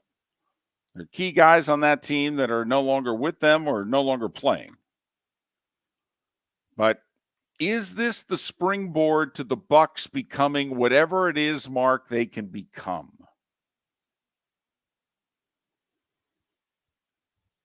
Look, they can become a division champ and they can host a playoff game. With that offensive line, I hate to be the pessimist here because I'm rooting for them. I would love to see the Bucks make a playoff run. I think it would be fabulous in whatever Tom Brady's last year. This is his second to last year, whatever the hell it is. But that offensive line's not good enough to make a run. It just isn't. No, it is not. Now, it in theory will get better late in this regular season heading into the playoffs because they're going to get Wirfs back. But they're not getting Jensen back. Right? I don't think so. I think that's a pipe dream. Now, if I were to tell you 5 weeks from now they're going to get Ryan Jensen back. Well, then that would be a whole different story. The key team in all of this could be the Arizona Cardinals because they host the Bucks, third to last game of the year, and then they're at Atlanta, second to last game of the year. Could the Arizona Cardinals be the key team in the NFC South? Because, Mark, I don't believe the Bucks are winning either of their next 2 games. I think they're going to lose in Frisco, and I think they're going to lose at home to the Bengals. And they're going to be 6-8 going to Arizona on Christmas night. Which I will say for the, Florida NFL fan, you're going to get the Dolphins and the Packers on Christmas Day, and you're going to get the Bucks and the Cardinals on Christmas night. It's not bad. I mean, if there's ever been a way to say I've had enough of my family and it's time to watch football. Right. Just get it all done on Christmas Eve, baby, or by noon anyway. Get those presents opened, and sorry about whoever's aunt's coming over for dinner because she's not going to be part of the conversation because I'm watching football. I mean, I love you. Merry Christmas. You get your gift. Everything go well? Thanks. Lose my number. I'm busy.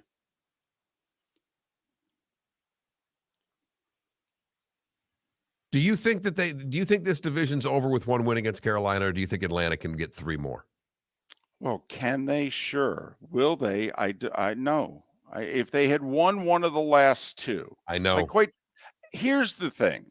You really think Atlanta's going to win 3 of their last 4? They just lost at home to the Steelers on a short week for Pittsburgh. I mean, Pittsburgh's not a good team. They're not an awful team, but they're not a good team.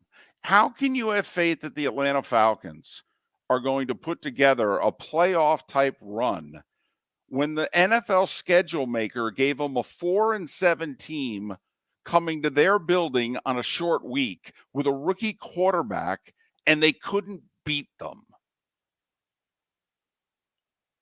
And we think they're going to go 3-1 in the last 4? No. They lost to the Saints already, so a split is what usually happens. I understand. Although the Bucs just swept the Saints, so but yes, those 2 teams almost always split. That is true. And again, at the Ravens, possibly with no Lamar. So while the Bucs did a lot to win their division last night, it's not complete. Get Carolina, get Arizona. It's a done deal by the time Atlanta comes to town in the final week of the season.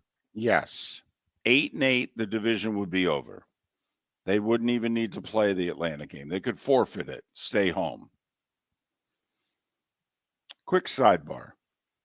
So if you're the Niners,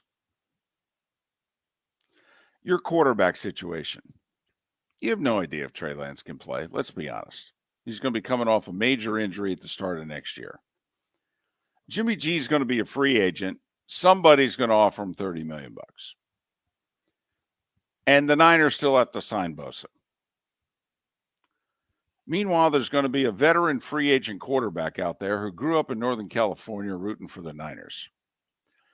And the word's always been that, I kind of wouldn't have minded playing for them. But 3 years ago, they stuck with Jimmy G. And so he didn't have a lot of options, and he chose Tampa. So if you're the San Francisco 49ers, do you do to Trey Lance what the Packers are doing to Jordan Love? And do you just say, listen, we still love you. We still believe in you. But, for the next 2 years, we're just going to have to put you on the shelf. I don't know what to tell you because we're signing Tom Brady, baby. With this line, with McCaffrey, with this defense, and we're bringing him home. His parents get to see him in person. What if you're the Niners? Do you do it? Yes. Yes. And without even a hesitation, yes. And let's face it, he'll take a discount. Tom will play for less next year than Jimmy G will. If the Niners said, Tom, it's all yours, 2 years, $50 million, fully guaranteed. But we got to sign Bosa and we got other guys, and we can't go above 25. Yes or no? Otherwise, I'd do it right now. Would you? If I'm the Niners? Yeah. Oh, for goodness sakes, yes. You're poised to win a damn Super Bowl. And how much more time does your window have? 2 years? Maybe it can go a little longer. Maybe. Debo, Kittle, McCaffrey. Stop right there. Debo, who's hurt all the time. I mean, he gets the style that he plays is an abusive style to one's body. He's always banged up. Kittle's been banged up all year. It's 2 years now he's been dealing with injuries. McCaffrey, do we need to say any more? That window is really small, David. You know, someone in our Twitch chat room just said, would Brady really want to be that far away from his kids? Would he want to be? No. But here's the deal. Okay. First off, he's got the one son with Bridget Moynihan who's been living in New York. I mean, he's been away from that son the kid's whole life. Secondly, the grandparents are right there. So you can ship the kids to see their grandparents, and Tom's a half hour away. And it's not like when my ex-wife and I were a few states apart. He's flying the kids private. This isn't that big of a deal. Right. Right. They'd make it work. And besides, it's half a school year. I mean, come on. Kids don't have to move. The one can stay in New York. The other two can stay in Florida. They're going to school in Miami next year anyhow. I don't know what the big deal is. They were switching schools anyhow. Right. I mean, she's already bought her place there in Miami. That's where they're going to high school. So he's going to be away from them until he retires anyway. I mean, no offense. He doesn't see him that much during the regular season as it is. Did wish his daughter a happy birthday last night. Her birthday was yesterday. I think the son's birthday is like Thursday. So, well, it's good that he can get interviews on kids' birthdays to make sure he gets the birthday wishes out to the kids. Well, you got to throw the game-winning touchdown pass, and if you do, then you get to wish your daughter a happy birthday. And if it was about his kids, he wouldn't have been playing football this year. No offense. Right. Yeah, he would have retired. So I'm just throwing that out there as a little subplot. If you're the Niners, I mean, are you really going to turn this thing over to Trey Lance next year? I mean, first of all, people are already saying put him on the shelf and re-sign Jimmy G. Now that Jimmy G got hurt again, and you can't rely on him to make it through a season. I mean, Brady's played 412 years. He's been hurt once.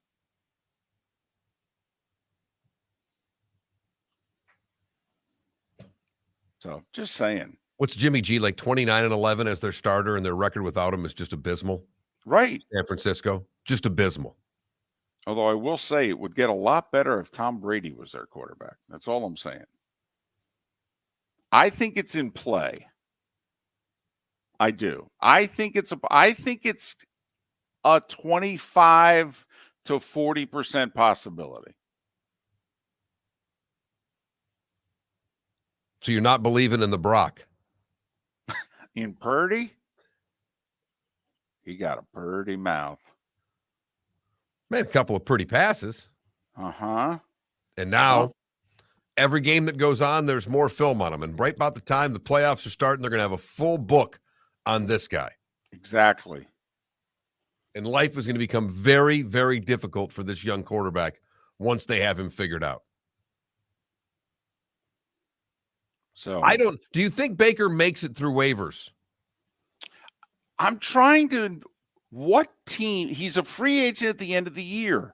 So what team is picking him up because we need a starter or we need a better number two? Honestly. I just wonder if it's Houston. Wonder if it's Indianapolis. If he had a year left on his contract, there's no way he'd make it through waivers. Houston, Indianapolis, 6 other teams would claim him. I'm trying to think, besides the Niners, who needs him for the rest of the year? Baltimore? Yeah. Hi. Excuse me. Hey, the line starts back here. Ma'am, if your party's not here, you're going to have to go around again. If you had the opportunity to avoid all this, wouldn't you? Salt Life is the official transportation provider of the Miller and Moulton Morning Show, making your trip to and from the airport seamless and stress-free. Salt Life is supported with the help of local partners like the Bayfront Inn. Gather your family and friends and enjoy a leisurely day on the water with a pontoon or deck boat. If you prefer to explore the waterways without a motor, the Bayfront has canoes, standboards, and kayaks. At the end of your journey, enjoy lunch or dinner at the Bamboo Tropical Bar and Grill. The Bayfront Inn, something for everyone on 5th Avenue in downtown Naples. BayfrontInNaples.com. When you need a ride, book with Salt Live Transportation, 308-8686, or book on saltlivetransportation.com. Don't miss the Miami Dolphins watch party every Sunday at the Seaside Bar and Grill in Bonita Springs. Presented by Clutch Vodka. The Seaside will be serving Clutch Vodka drinks, including the awesome Bloody Mary bar at the Seaside. If you can't be at Hard Rock Stadium, come have fun at the best place in town to watch the Dolphins and enjoy the best, clean, crisp, smoothest vodka. That's Clutch with a K. Miami Dolphins parties every week at the Seaside Bar and Grill on Old 41 in Bonita Springs. Powered by Clutch Vodka. Miller and Moulton here for the Clutch Vodka Play of the Day. Mark, remember Nick Charles, Fred Hickman, the CNN Play of the Day? Yeah, CNN did a nightly sports show. That was a while ago. Yes, it was. Just work with me. Everyone liked the pod, the Play of the Day. So how about we have the Clutch Vodka Play of the Day? Sounds good. Fun. Smooth. Like Clutch Vodka. Listen weekday mornings for the Clutch Vodka Play of the Day. That's Clutch with a K. Mark Miller for SWFL Golf Carts or online, flgolfcarts.com. If you're looking for a golf cart, an e-bike, or an e-motorcycle, go visit Alex and the gang at SWFL Golf Carts, flgolfcarts.com online. Check out their whole inventory. If you're looking for a custom cart, they can take care of you. 2-seater, 4-seater, 6-seater, they've got you covered. E-bikes, nobody better for value and service. E-motorcycles, check them out. Again, flgolfcarts.com. flgolfcarts.com. David Moulton for Napa, Napa Auto Parts, and Napa Filters. Insist on Napa filters for your vehicles, or if you're a do-it-yourselfer, only buy Napa filters. Napa has a filter for almost anything on earth that moves, whether it's motorcycles, foreign and domestic cars, vans, SUVs, earth-moving equipment. You get the idea. Napa Auto Parts, Napa filters. Insist on them for your vehicles, or if you're a do-it-yourselfer, only buy Napa filters. You are listening to Miller and Moulton on the Florida Sports Network.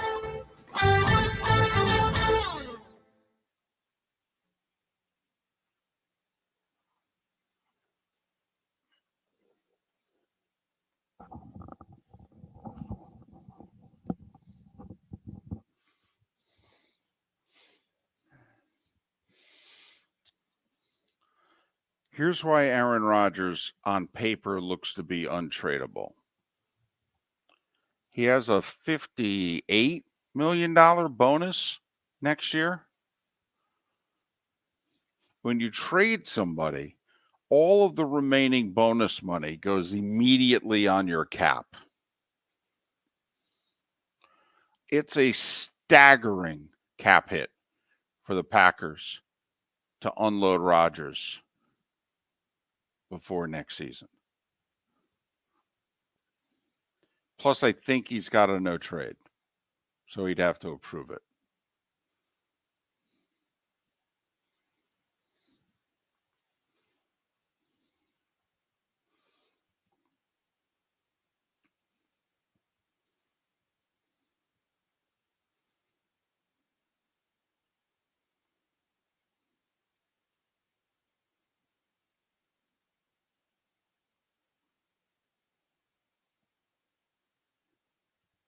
Now, once again, Klecko, if Baker had a year left on his contract, I'm totally into the Lions claiming him and then bringing him in and working with him in the spring into camp and wondering, is he better than Goff?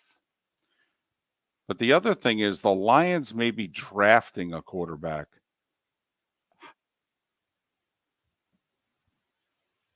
I don't hear you at all.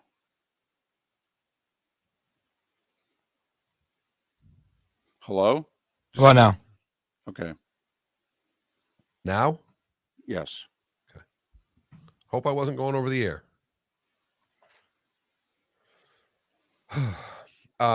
Goff's playing well. I wouldn't do it. I wouldn't even think about doing it if I was Detroit. I really wouldn't. They're playing really well. And he's playing pretty well. JB, it's not the cap hit for the Niners. It's the cap hit for the Packers.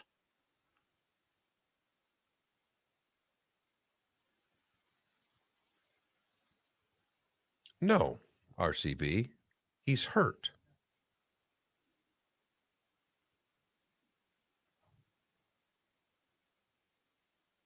He won a Super Bowl last year. Yeah, no, they're going to get him healthy. He's probably not going to play the rest of the year. They're going to get him healthy. Make sure there's no lingering effects from the concussion. Do whatever they need to do with that elbow.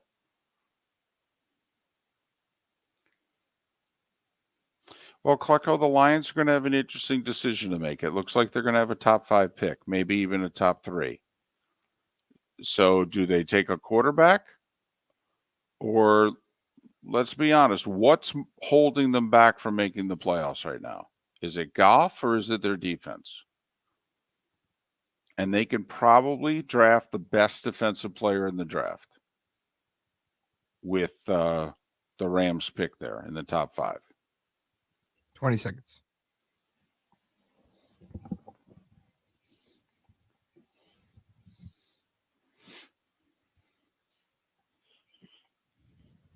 Here we go.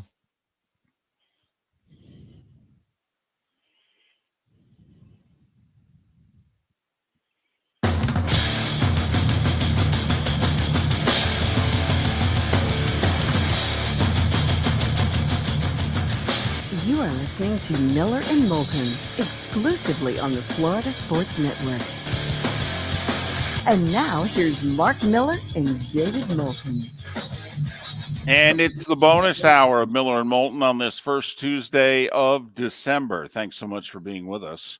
Miller and Moulton, the Florida Sports Network, floridasportsnetwork.com. Good, bad, and ugly. What's on tap? Today was the day when. Our final thoughts all coming up in about 20 minutes time. If you missed it earlier in the show, and remember, if you miss any part of our show, download the podcast, floridasportsnetwork.com.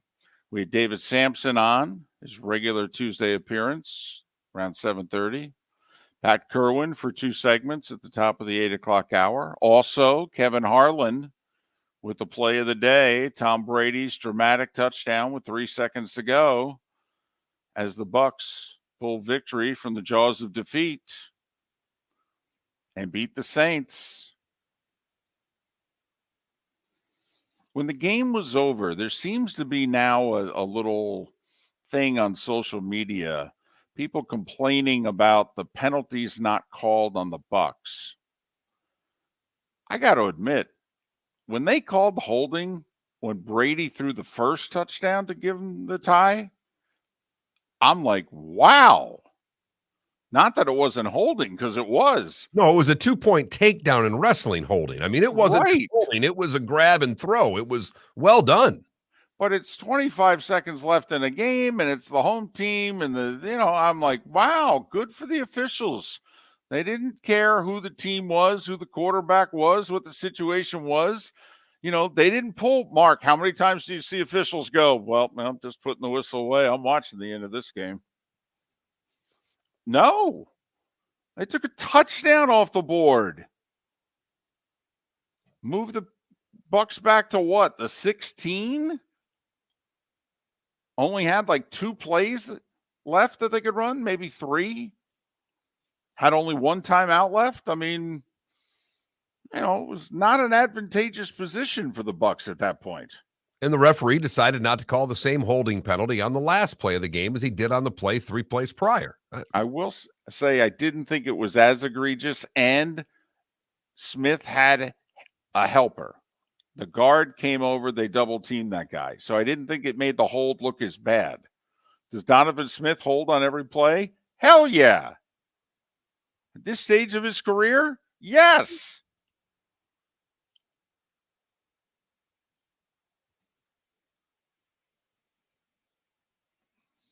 I don't know. This is what we do. We, Monday morning and Tuesday morning officiate. And someone's got to take a shot at Brady's greatness. And if it is the holding call, I guess that's what they're doing this morning.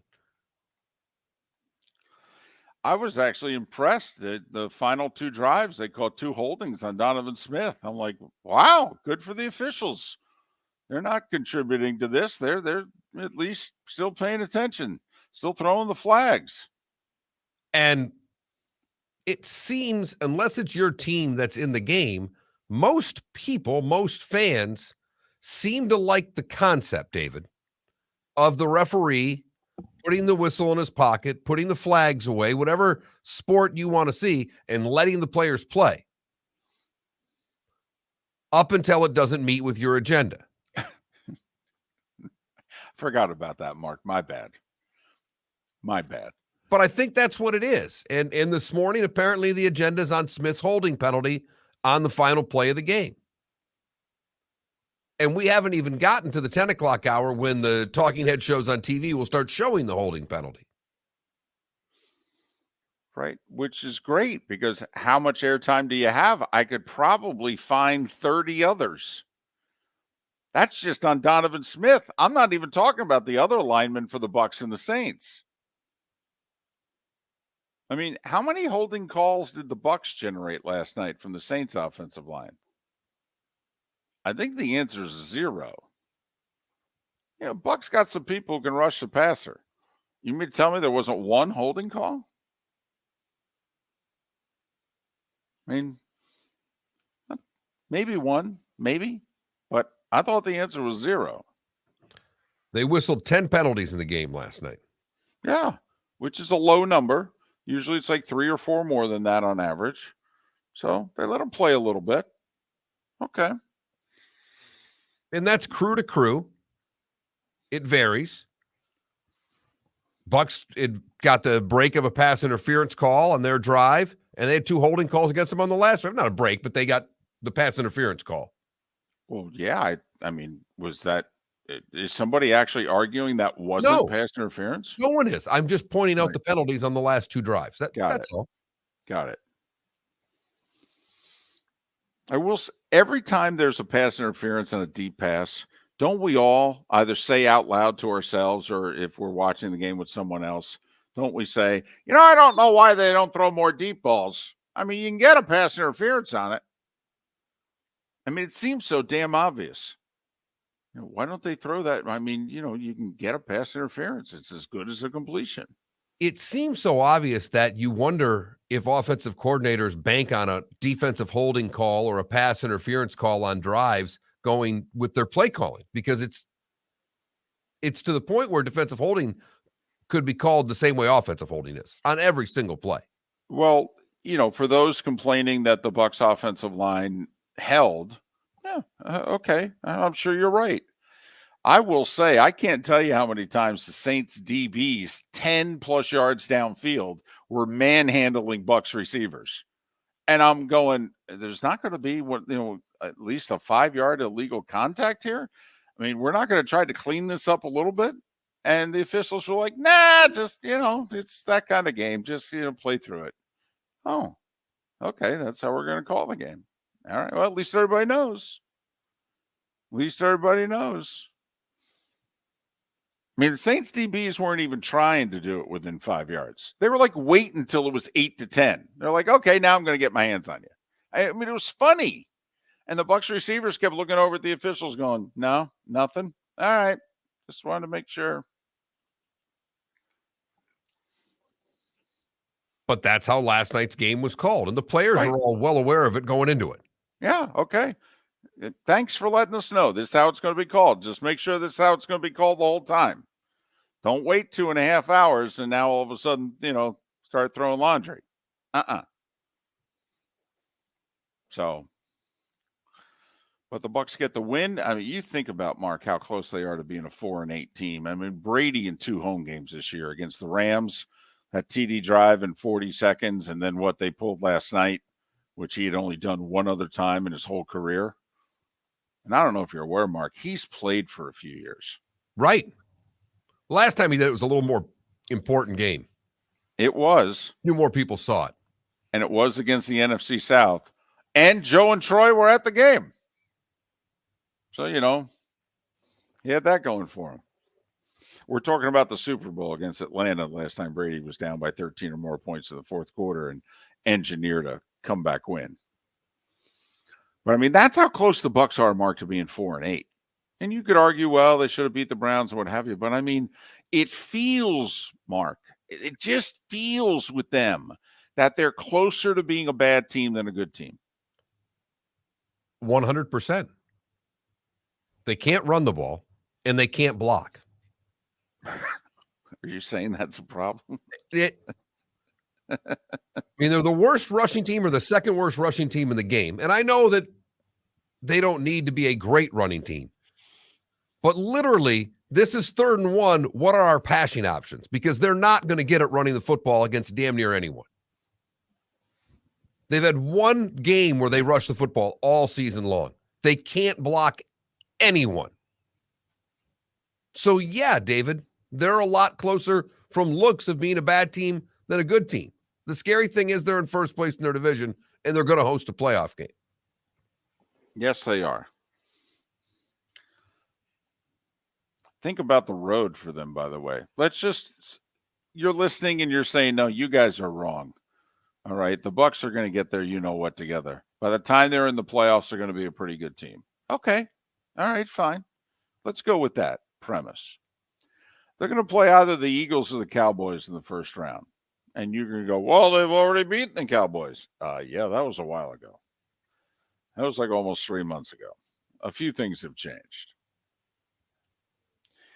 And then, if by chance they beat either the Eagles or the Cowboys, unless there's an upset, guess who they're playing the next week on the road? Either the Eagles or the Cowboys.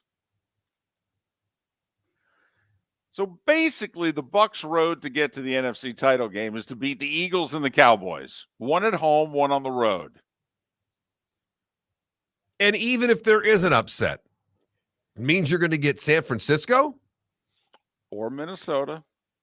I know, but everybody's thinking Minnesota would be the team that would get upset, David. I understand that. But Minnesota likely to get San Francisco at home. And right now, they're getting Brock Purdy. And if the Vikings could just get the NFL to not schedule the game in the evening, give Kirk Cousins a chance at a little noon Central Time kickoff, that's all I'm saying. Then, who knows, Mark? Maybe the Vikings can win the 2-3 game. That is the other thing. Right now, you have 3 teams battling for the 6 and 7 seeds in the NFC. They're the Giants, the Seahawks, and the Commanders. Does anybody think that those teams are going on the road and winning in the first round against the Vikings or the Niners?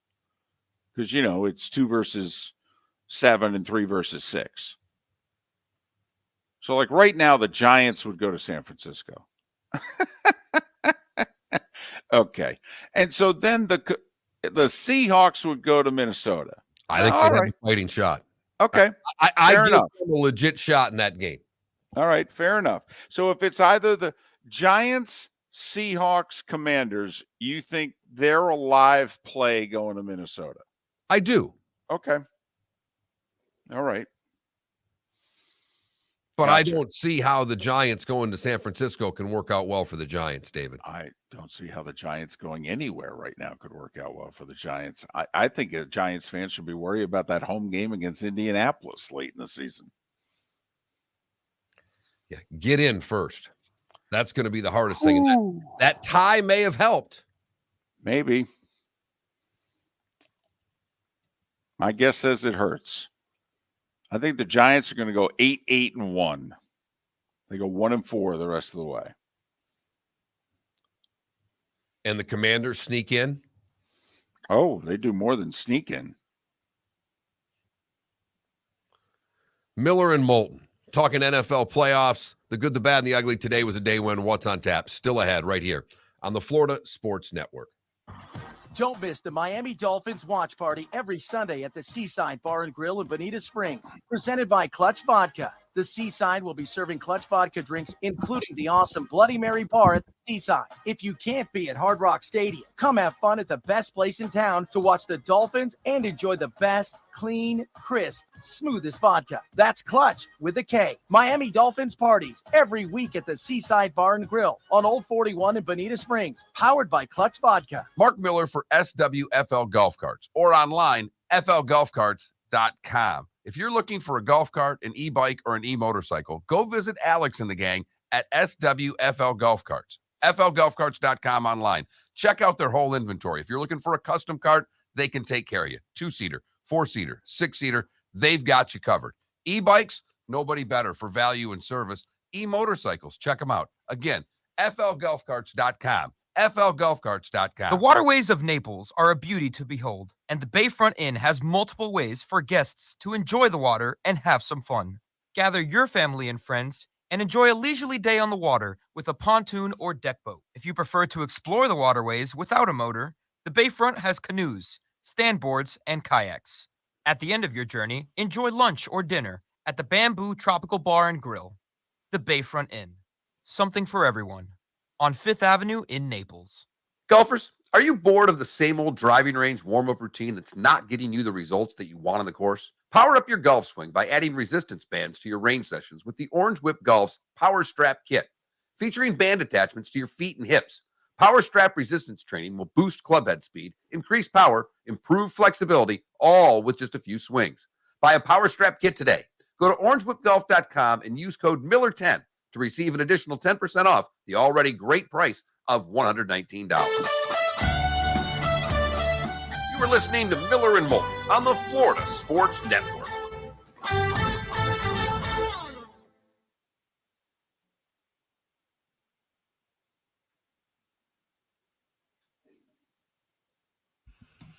Probably Scherzer. That's telling a Cy Young guy, though, you're not getting the ball opening day, but probably Scherzer.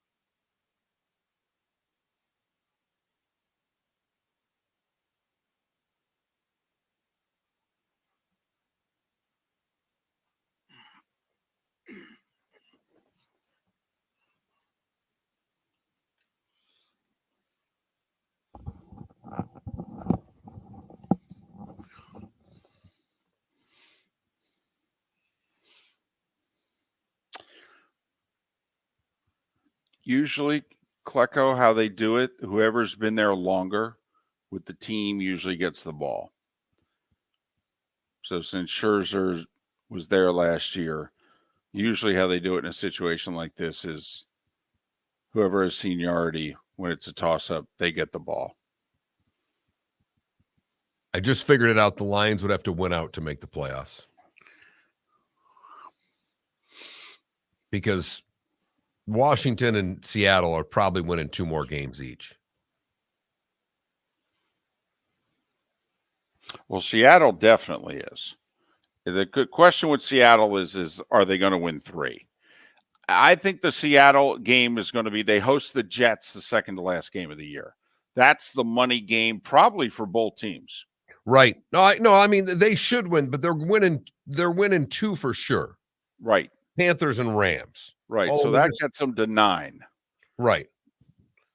But that's what I mean. Detroit's got to win out because of that tie. Correct. Really would have been beneficial for them for the Giants to win it, because the Giants might not win another game.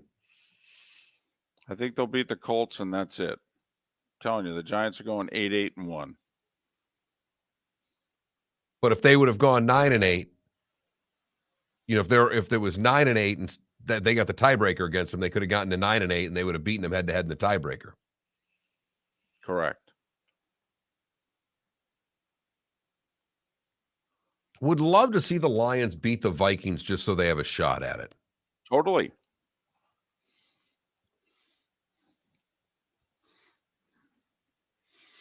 Well, the one bet we made, in which we said the Lions were going to finish ahead of the Bears, that's coming through. Right. Shit, they may finish ahead of the Packers.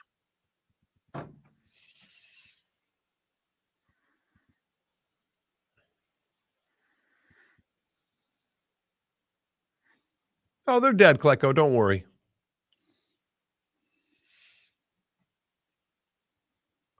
But if he can get it to 8 and 9, then there'll be some hope heading into next year.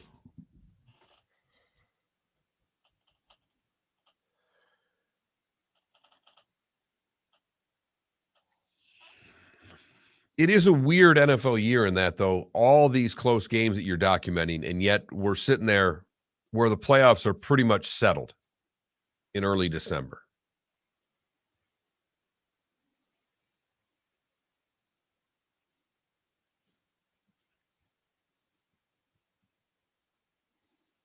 Although the Ravens certainly make it interesting for us.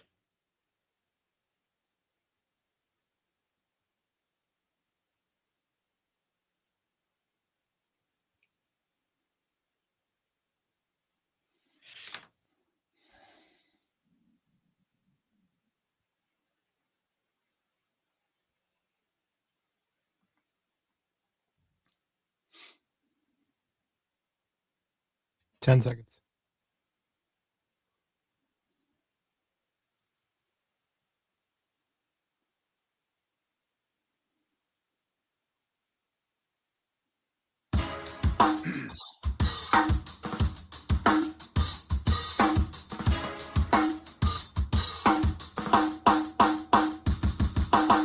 Welcome back to Miller and Moulton, only on the Florida Sports Network.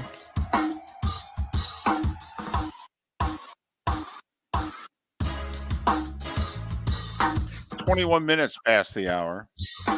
Miller and Moulton, Florida Sports Network, floridasportsnetwork.com. Good, bad, and ugly. What's on tap today was the day winner. Final thoughts about 20 minutes away. So now that the transfer portal is about to go bat blank crazy, nuts. That's what the transfer portal now is going to be, Mark. The movement in the next 3 weeks is going to be head spinning. So many starters or top recruits who just put in 1 year with the team and they had come back, they were going to be a starter, and now they're like, nah, I'm leaving, I'm going here. So this is going to test what you and I talked about. We said, listen, it's going to get crazy. It's going to be messy. That was the word we used. This was going to be messy. And we don't mean Lionel. So, college football fan going to be okay with this? You know, David, that's a great question. College football fan of the good teams is okay with this. Are you sure? The reason I ask is Alabama had 5 offensive linemen announced yesterday they were transferring. I understand, but Alabama will get transfers. If they want transfers, they'll be able to get them. And this is maybe a one-off for Alabama, and it may happen more. But at the end of the day, the rich seemingly always get richer in this sport. Even Alabama losing players, I'm not worried about it because I think most of them are losing players because, well, they're not going to play, or there are other players coming in, or they were told to transfer by Nick. I worry about the middle rung Power 5 teams and what happens to them. Can they go all in to get transfers to try to make one good year and like a free agency and be a Florida Marlins, not Miami Marlins, because it was the Florida Marlins that did this, and string together one great team with free agency and then have to try it again in 4 years? I don't know. But I really worry with these conference championship games more than likely going to the 2 best teams. We don't have Purdue playing for a Big Ten title anytime soon. We're not going to have Kansas State. Well, maybe we will have Kansas State actually in the Big 12. But I think the point, you understand the point that I'm getting at, is that you can't come from nowhere in a conference anymore. It's making it increasingly harder. So are you going to try to get your quarterback, get your 1 or 2 players and say, we're going to go all in and transfer portal this year to try to make our one run in these conferences? Because I don't know what's left for the Purdues, the Indianas, the Kansases of the world going forward. I really don't, David. I think you mentioned it earlier. It's NIL. I think the only saving for the middle of the rung Power 5 is NIL. Like, I forget the school. They have an elite wide receiver, and he was going to transfer. And basically, the athletic department, tapped into their NIL and said, we can't afford to lose this kid. And after 2 days, he said, you know what? I'm staying. And as I announce me staying, I'd like to announce a couple of new NIL deals I have right here on. And I thought, well, okay. That market's kind of like the Pittsburgh Pirates. In 3 years, Brian Reynolds is going to be a free agent. And hey, let's just face facts. All right. You want to keep him, don't have to pay him. All right. You're still the Pirates. Okay. And everybody else in the division's probably better than you. But if you want to keep him and at least be middle of the road, what are you going to have to do? And this is what we talked about. You and I said this is going to get messy. It could even get ugly. We're okay with it. One, because we just think it's fair. If everyone else in the damn sport can do it, why not the kids? And two, we figured after we got 3 years of mud wrestling, well, they would say, okay, we got to figure out something better. But this is the beginning of it, Mark. I mean, starting quarterbacks are transferring. In big numbers. And not because their coach went from Oklahoma to USC. They're just transferring. No, because they can get a better deal by transferring. Or go to a better team or whatever it is. Yes. And, okay, is the fan base of this sport going to be okay with this? Well, one, they don't have a choice. I don't know where they're going to go. I mean, this is the ultimate. Where are you going to go? What sport is it you're going to go? Unless you're just going to quit watching, where are you going to go? Well, they could get decisions. I mean, Mark, the number is whatever the number is as to how many college football fans they are. Well, they don't all root for Alabama, Ohio State, and Michigan, and Notre Dame, and USC, and you get my drift. And if the others who are rooting for teams that are ranked 30 through 50 just decide, you know what, screw this. This ain't worth my time. This is a joke. Then they're in real trouble. But I've not seen that yet. I've not seen it in our text line. I've not seen it in our Twitch chat room. I've not seen it on the streets from people. What I do think will be interesting, as you mentioned the NIL, David, is you're supposed to be doing something for the NIL, not just getting a check. Isn't this like Oklahoma in the 80s? Hey, go cut that grass. Okay, well, why do I have to cut the grass? I just saw them mow it yesterday. Well, just sit on the bench then and watch them cut the grass. Wait a minute. Why do I have to cut this grass? It's field turf. I know. Hey, water the field. They got a sprinkler system. Well, then turn it on.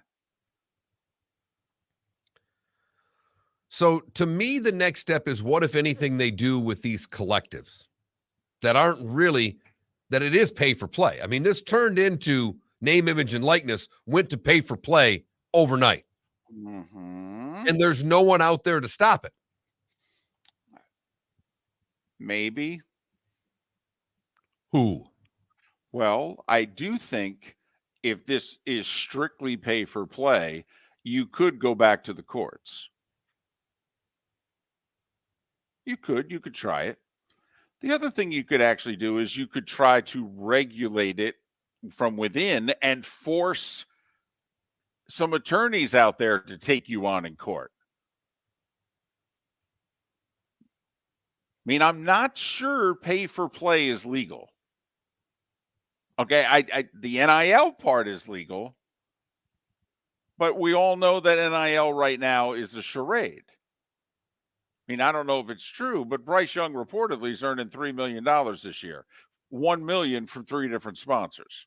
One of them's Dr. Pepper. Oh, okay.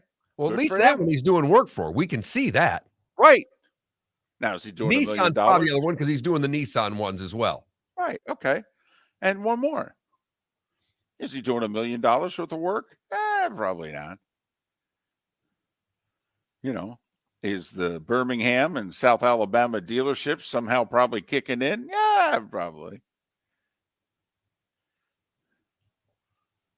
So that's all I was wondering. You got the text line in front of you, and now, I mean, the Gators might have 50 guys in uniform in the Las Vegas Bowl between transfers, and I don't even know if they're going to have a representative team. Well, it will make the bowl games fascinating of what rosters some teams have versus others. Like, I would bet against the Gators in the bowl game right now. Yeah, whatever the spread is, I'm with you. I'd lay the points. That's just because of the number of players they're going to have. They could prove us both wrong. Mm-hmm. But I'm still trying to figure out who's going to quarterback him in this game. Well, not only that, you got the guys that are transferring, and then you got the guys who are graduating.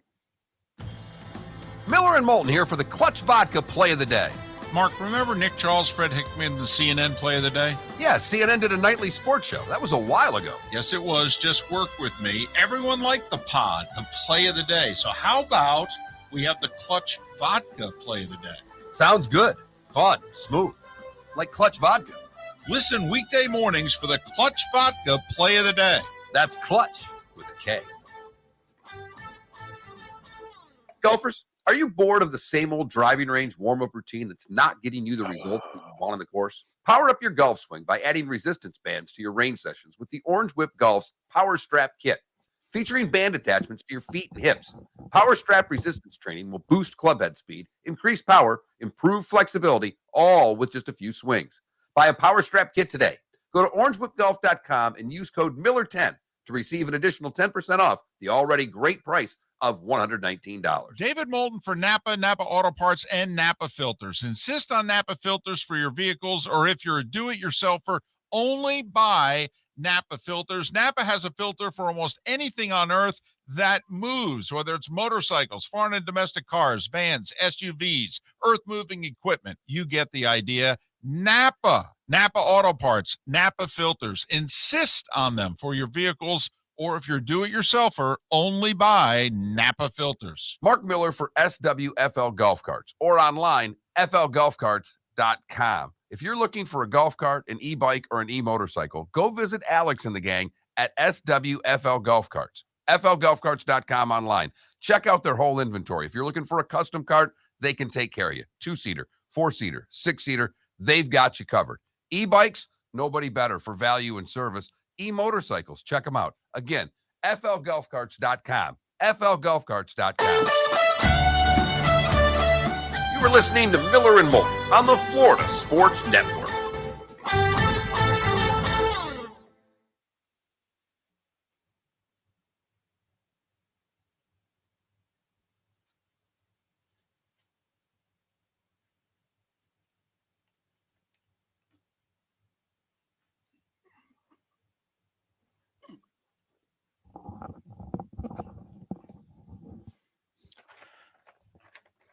So I need to make you guys aware of something.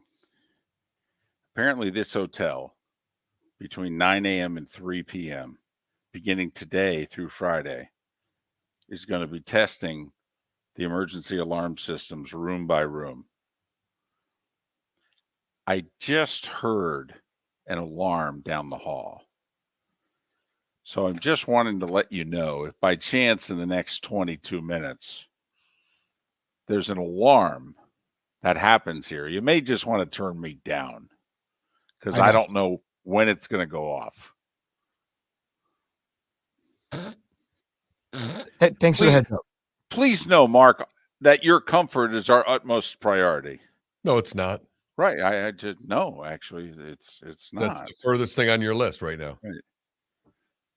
Okay. If you have any questions or concerns related to this, please contact my office or our front office staff. Well, I have. And you guys basically said, Well, I don't know what to tell you. It's random. And I said, well, could you just not do room till 10 o'clock? That's all. Could we make it just a little less random? No, I don't think we can do that. Well, then why did you have me call you? What else is anybody going to call you about?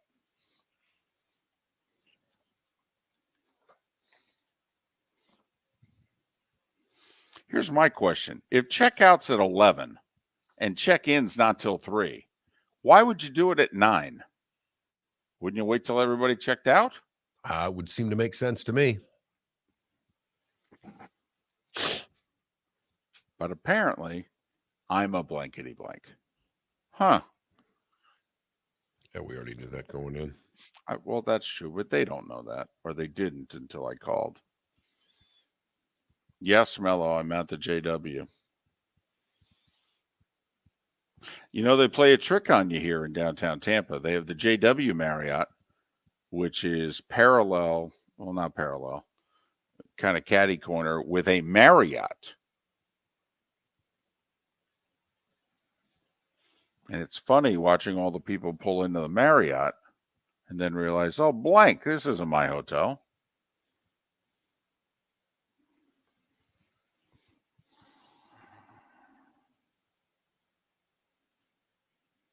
Boy, Dan Shaughnessy yesterday had a tweet out blasting Schilling. It's like, boy, it's your agenda. It's pretty personal, dude. Oh, you wanted to get it by your peers. Your peers only owed you 48%. It's like, oh, you needed to tweet that, Dan? It looked personal to me. I don't know how his peers cannot vote him in. I mean, come on. They would all want him on the mound for them. I mean, come on. I don't understand why it matters if somebody's an a-hole or not. And I'm not saying he is, but obviously they think he is. So what? Who cares?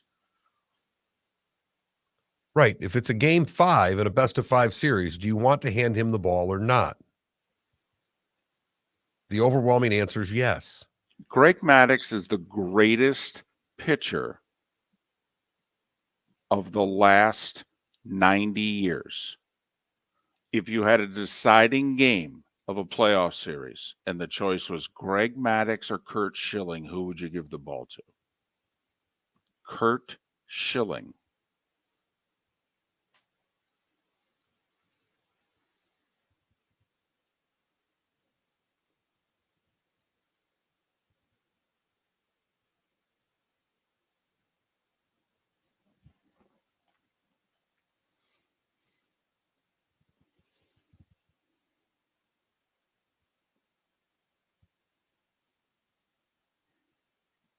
Ten seconds.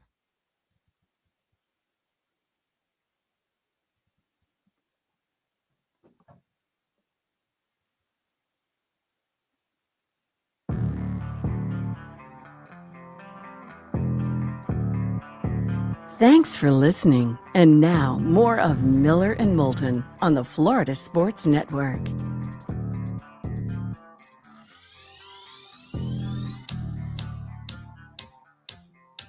"22 minutes before the hour, Miller and Moulton, the Florida Sports Network, floridasportsnetwork.com. Listen, we're going to pay pretty close attention to this guy, you know, his connection to Southwest Florida, plus you and I are admittedly, we're biased, we're big fans. You see some of the names that are being mentioned to be on Deion's coaching staff? First off, I think the head coach at Kent State just left Kent State to go be his offensive coordinator, number one. Number two, do you know who's kind of roaming around in Jackson, Mississippi, helping him out this year as a, you know, just somebody to talk to and bounce ideas off of in case the defense needs any help? Yeah. Mike Zimmer. And so now the word is Mike Zimmer may be his defensive coordinator in Colorado. You can say whatever you want about Mike Zimmer, the head coach. Mike Zimmer, pretty damn good defensive coordinator. Well, pretty damn good defensive coordinator on Sunday. I mean, Saturday's a whole different game. That puts him up there a few more notches, if you ask me.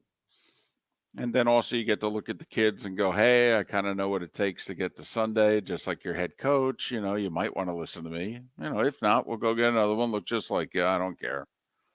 So one of the things that Dion insisted on was, and a lot of coaches are doing it now. I mean, the former Panthers coach who went to Nebraska, his last hang up was, how much are I going to be able to pay the assistants? Because, we need to put a good staff together. I mean, think about it, Mark. If you're the offense coordinator of Georgia, why would you leave? I mean, think about the head coaching job that has to be offered to you. I mean, you're making like damn near $2 million. And you don't have to worry about 90% of the stuff that Kirby Smart's got to worry about. No interviews, no coaches shows, no flack from the boosters. Nope. Right. Just coach. Right. Uh-huh. Yeah. $2 million in that part of Georgia, Mark. Do you think that goes a long way? First off, it goes a long way damn near anywhere. But in Athens, Georgia? Right. You're doing all right. Right. You think maybe in a very short order you can afford one of those lake homes where Nick and Kirby and a bunch of them have a place? I mean, Todd Monken's place got to be, across the way. It might not quite be as big. The boat might not quite be as big. It's a pontoon on a lake. How big can you get the pontoon? Yeah, but Nick and Kirby are still picking you up, and you're barbecuing with them anyway. I mean, how big does it have to be? But I just throwing that out there. I mean, head coaches leaving their jobs potentially to go be coordinators with Dion. All right, a former NFL head coach. All right, it might just be, first off, the fact that Mike Zimmer was just hanging out being a sounding board for Dion in Jackson, Mississippi. Well, this is the most interesting hire in coaching in a long, long time, and it is one that David and I will be glued to as far as who his assistants are, how the recruiting goes, how the portal goes, and if he can win there. Because if Dion can win at Colorado, where no one was able to win at in the last 20 years. Oh, man. And as David said yesterday, people are asking, is Dion going to be an NFL coach one day? We don't think so.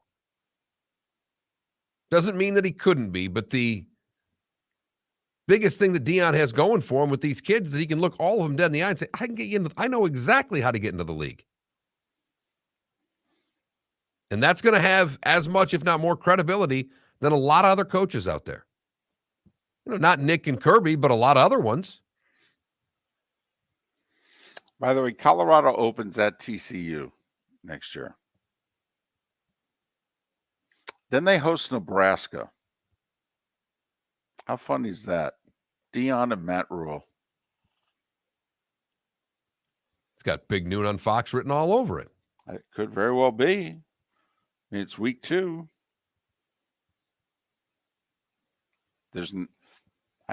It's possible.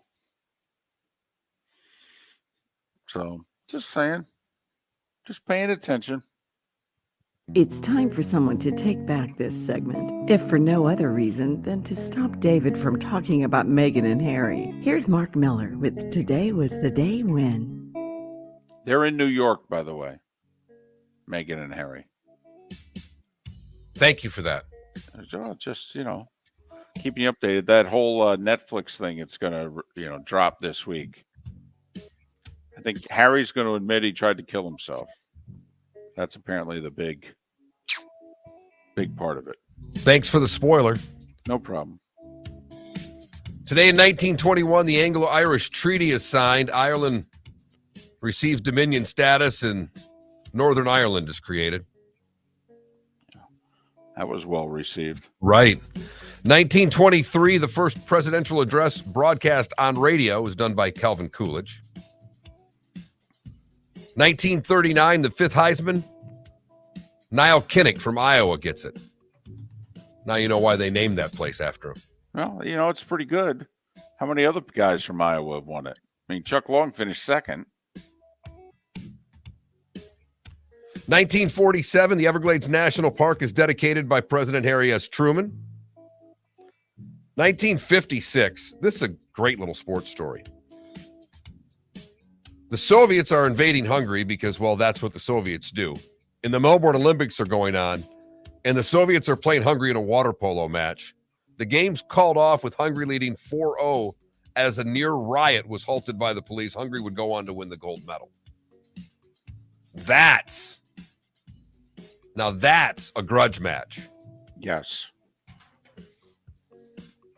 I like it, though. I like it. I'll tell you what, with angst like that, they're just about ready to join college football. 1969, the Altamont concert in California, the Rolling Stones had 300,000 attend. They decided they'd hire the Hells Angels to be security, and 4 people died. All right. Now, that ended the festival, I believe. Yeah, that wasn't much of a festival. No. Today in 86, Vinny Testaverde wins the Heisman. Today in 1990, the NHL grants conditional membership to the Tampa Bay Lightning. Today in 92, Jerry Rice catches the NFL record 101st touchdown pass in a win over the Dolphins at Candlestick. 1994, Warner Brothers announces a 5th TV network would begin in January of 95. And the group Bush released their debut album, 16 Stone. Pretty good. And it was 4 years ago today that Tennessee Titans running back Derrick Henry would run for 238 yards and 4 touchdowns in a romp against Jacksonville. He would also have a 99-yard touchdown run that would tie Dorsett's for the longest run in NFL history. Otto Graham would have been 101 today. Those celebrating birthdays today: Larry Bowa is 77, comedian Stephen Wright is 67, Peter Buck from REM is 66, Kevin Cash is 45, Robbie Gould is 40, Johnny Manziel is 30, Giannis is 28, and David, a Boogie, or by his full name, a Boogie with the hoodie, is 27. I knew you were waiting for that. Nice. I sure was, Mark. I sure was. Washington Monument completed on this day in 1884, for whatever that's worth. And Ernie Davis, first person of color to win the Heisman Trophy, won it today in 1961. And tragically did not live, I believe, 2 years longer. That's what I got. You've heard folks elsewhere mock Florida is gonna Florida. Well, Mark Miller sees it differently. He calls it the good, the bad, and the ugly. What you got, Mark? We go to the Iona McGregor Fire Department, where John Lockwood, firefighter, and a good one apparently. In fact, his district chief calls him the Michael Jordan of firefighting. Says, you better. Wow. Yeah. But there are 2 items that firefighters use everywhere: the New York hook and the Halligan bar. He decided to combine the tools into one, and at a convention for firefighters, a mob of firefighters wanted to find out more. Now, basically, every firehouse in the country is using what this guy invented. That's pretty cool. They calling it like the bar hook? What does he call it? Oh, you're killing me. Sorry. It is called the Lockwood hook. Huh. Since he's John Lockwood. Oh, I see what he did there.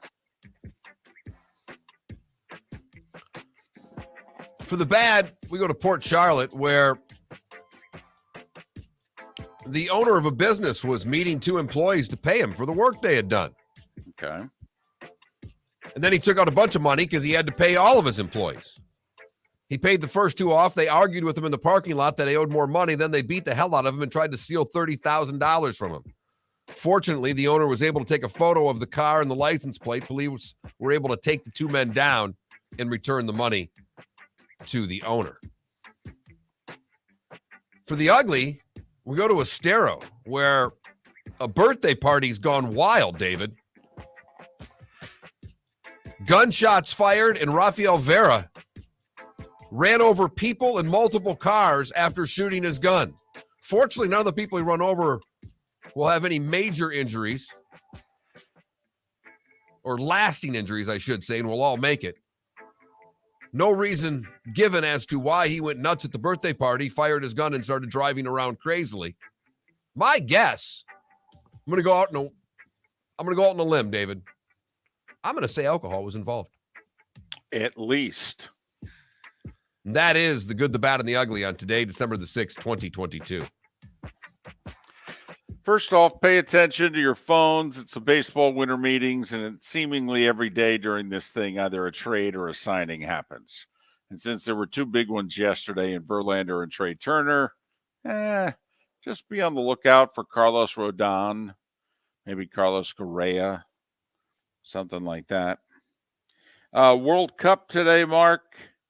Portugal against Switzerland, Morocco against Spain.